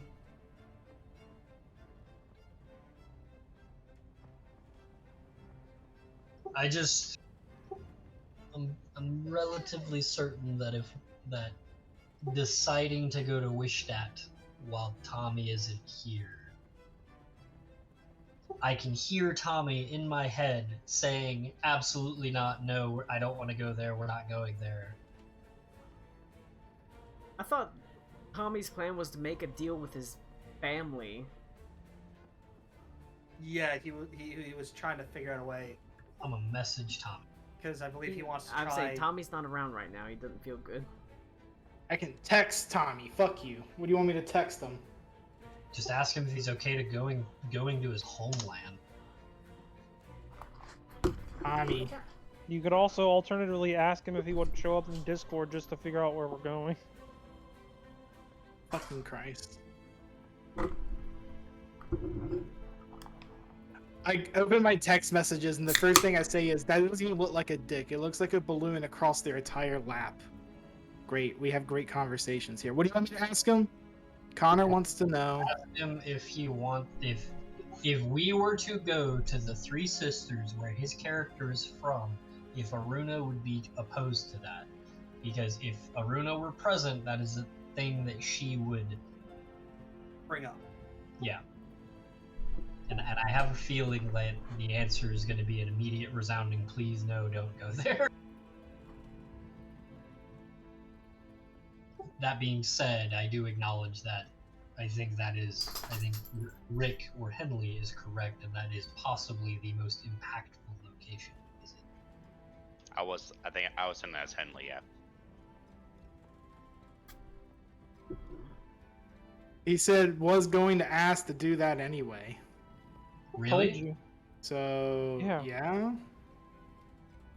What? That's odd. I think he said to do with his sister or something like that. Or, The stuff with his sister is time sensitive, so he needs to do it like sooner than later. Sure. That's why. Okay, I guess he's okay with going to it. Alright, then, I mean, that's decided. He says I'm one with my bed. Send feet pics. Nice. All right. There. We got feet pics incoming, boys. Is that the plan? Sick. Yeah. yeah. Probably can't read that. In but that whatever. case, It's coming. I got it glued. Would you glue? I glued a little chaos beast thing that was for the chaos chariot that I'm not even Oh going my to use God. for my warband, but it's Dipsy's going to wheel around and head in this direction. Yep. Alright. We need to head to Verlasan then. For the circle. So we can go there and then go up. The question is, Is that cool with everybody? So we can go ahead and get the circle done before we do anything Yeah, crazy? I want that. Yep. I feel like the summoning circle has priority over the literally. question, Yeah. do So you we go take- to we're going to Verlasan. You take- Is that where Tommy's from? Wouldn't if Tommy's from a bunch of wizards, couldn't they do it? I don't think they would. Okay. Yeah, Tommy probably is not. not. Yeah, sorry. Tommy is not on good standing with his. He's family. not on good Okay, terms well, with pretty much I- anyone. in this All right. town. I don't know their understand. family relations and stuff like that, so I figured I'd ask. Yeah, No, yeah. no. He's, While I'm aware of the time sensitivity shit with his sister, I am legitimately shocked that Tommy wants to go there right now. I already talked to him about it. Me and Colin were talking to him about The it. question is, which route do you want to take? The more straightforward, safer route that doesn't require any navigation That goes along checks, the march. which goes along the edge of the lake, then along the Emperor's March up to Magnan Stand, and then turns upwards to Verlasal, or do you try to cut across the landscape? I think it's shorter to Blue's cut Mons- across the landscape, right? It is shorter to cut across the landscape, but you have to make navigation checks. So Yeah, I'm but fine Reed's making the Monastery is- navigation. Reed's Monastery is more likely along the march, I would think. Reed's so, Monastery I is mean- I was wherever I gonna want ask- to fucking put it. Okay, never mind. That's fine. He just needs to Lou? find a place to put. Lou, So the whole thing is would you imagine, would it be close to the main road, or would you guys kind of just like be out where the fuck ever? I Maybe mean, if I was towards imagining smaller it, towns. I think it would probably be a little more in an open area than towards. So it the- would. I would have. crowded Then place. I think we go the top way because it's more open area. It's probably closer to smaller towns, which seems to be what Lou's vibe is anyway. I not mean, to if put we words want in to your talk mouth. about it, I'll talk about it with Colin about like. But I think we go the technically semi-shorter route, which is go literally just straight. Mostly, I just gave it a very broad description because I wanted Colin to be able to do whatever he needs. But I will make the navigation checks. Do you want me to do that now? Oh yeah, go ahead and give me one right now. I'm going to take my notes. I think we're almost done anyways. Character In 3 sheet. hours. Shit, I don't remember how to do a navigation check. Give me Skills a escape. in intelligence cartographer's tools check. So just Intelligence plus proficiency, basically. Well,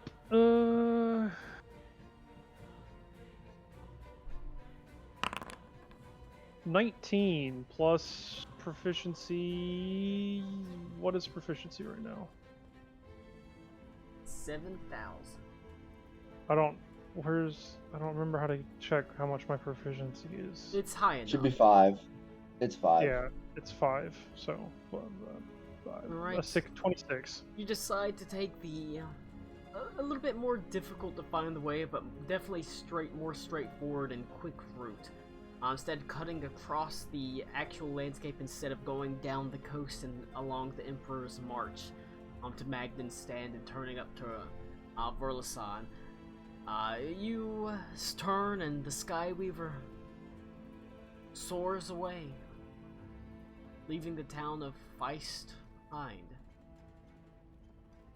We'll pick up. I think that's a good place to stop. Picking up next week with you continuing on your journeys. Having successfully undertaken and completed finding the first piece of this prophecy, the Needle of Vecna, the dagger that Klaus now has. We'll pick it up there next week. Then 3 hours of basically me talking. Yep, this session of all talking and hey, we got Pretty much. Karako back. Talking and fighting, and Karak was back for a day. If he'll be back next week, probably not. He hates everything. Just us. But yeah, Specifically, I'm really sad. Tommy said his feet had to be amputated because of ligma. So oh no. Damn. But yeah, that's a good place Damn. to end it.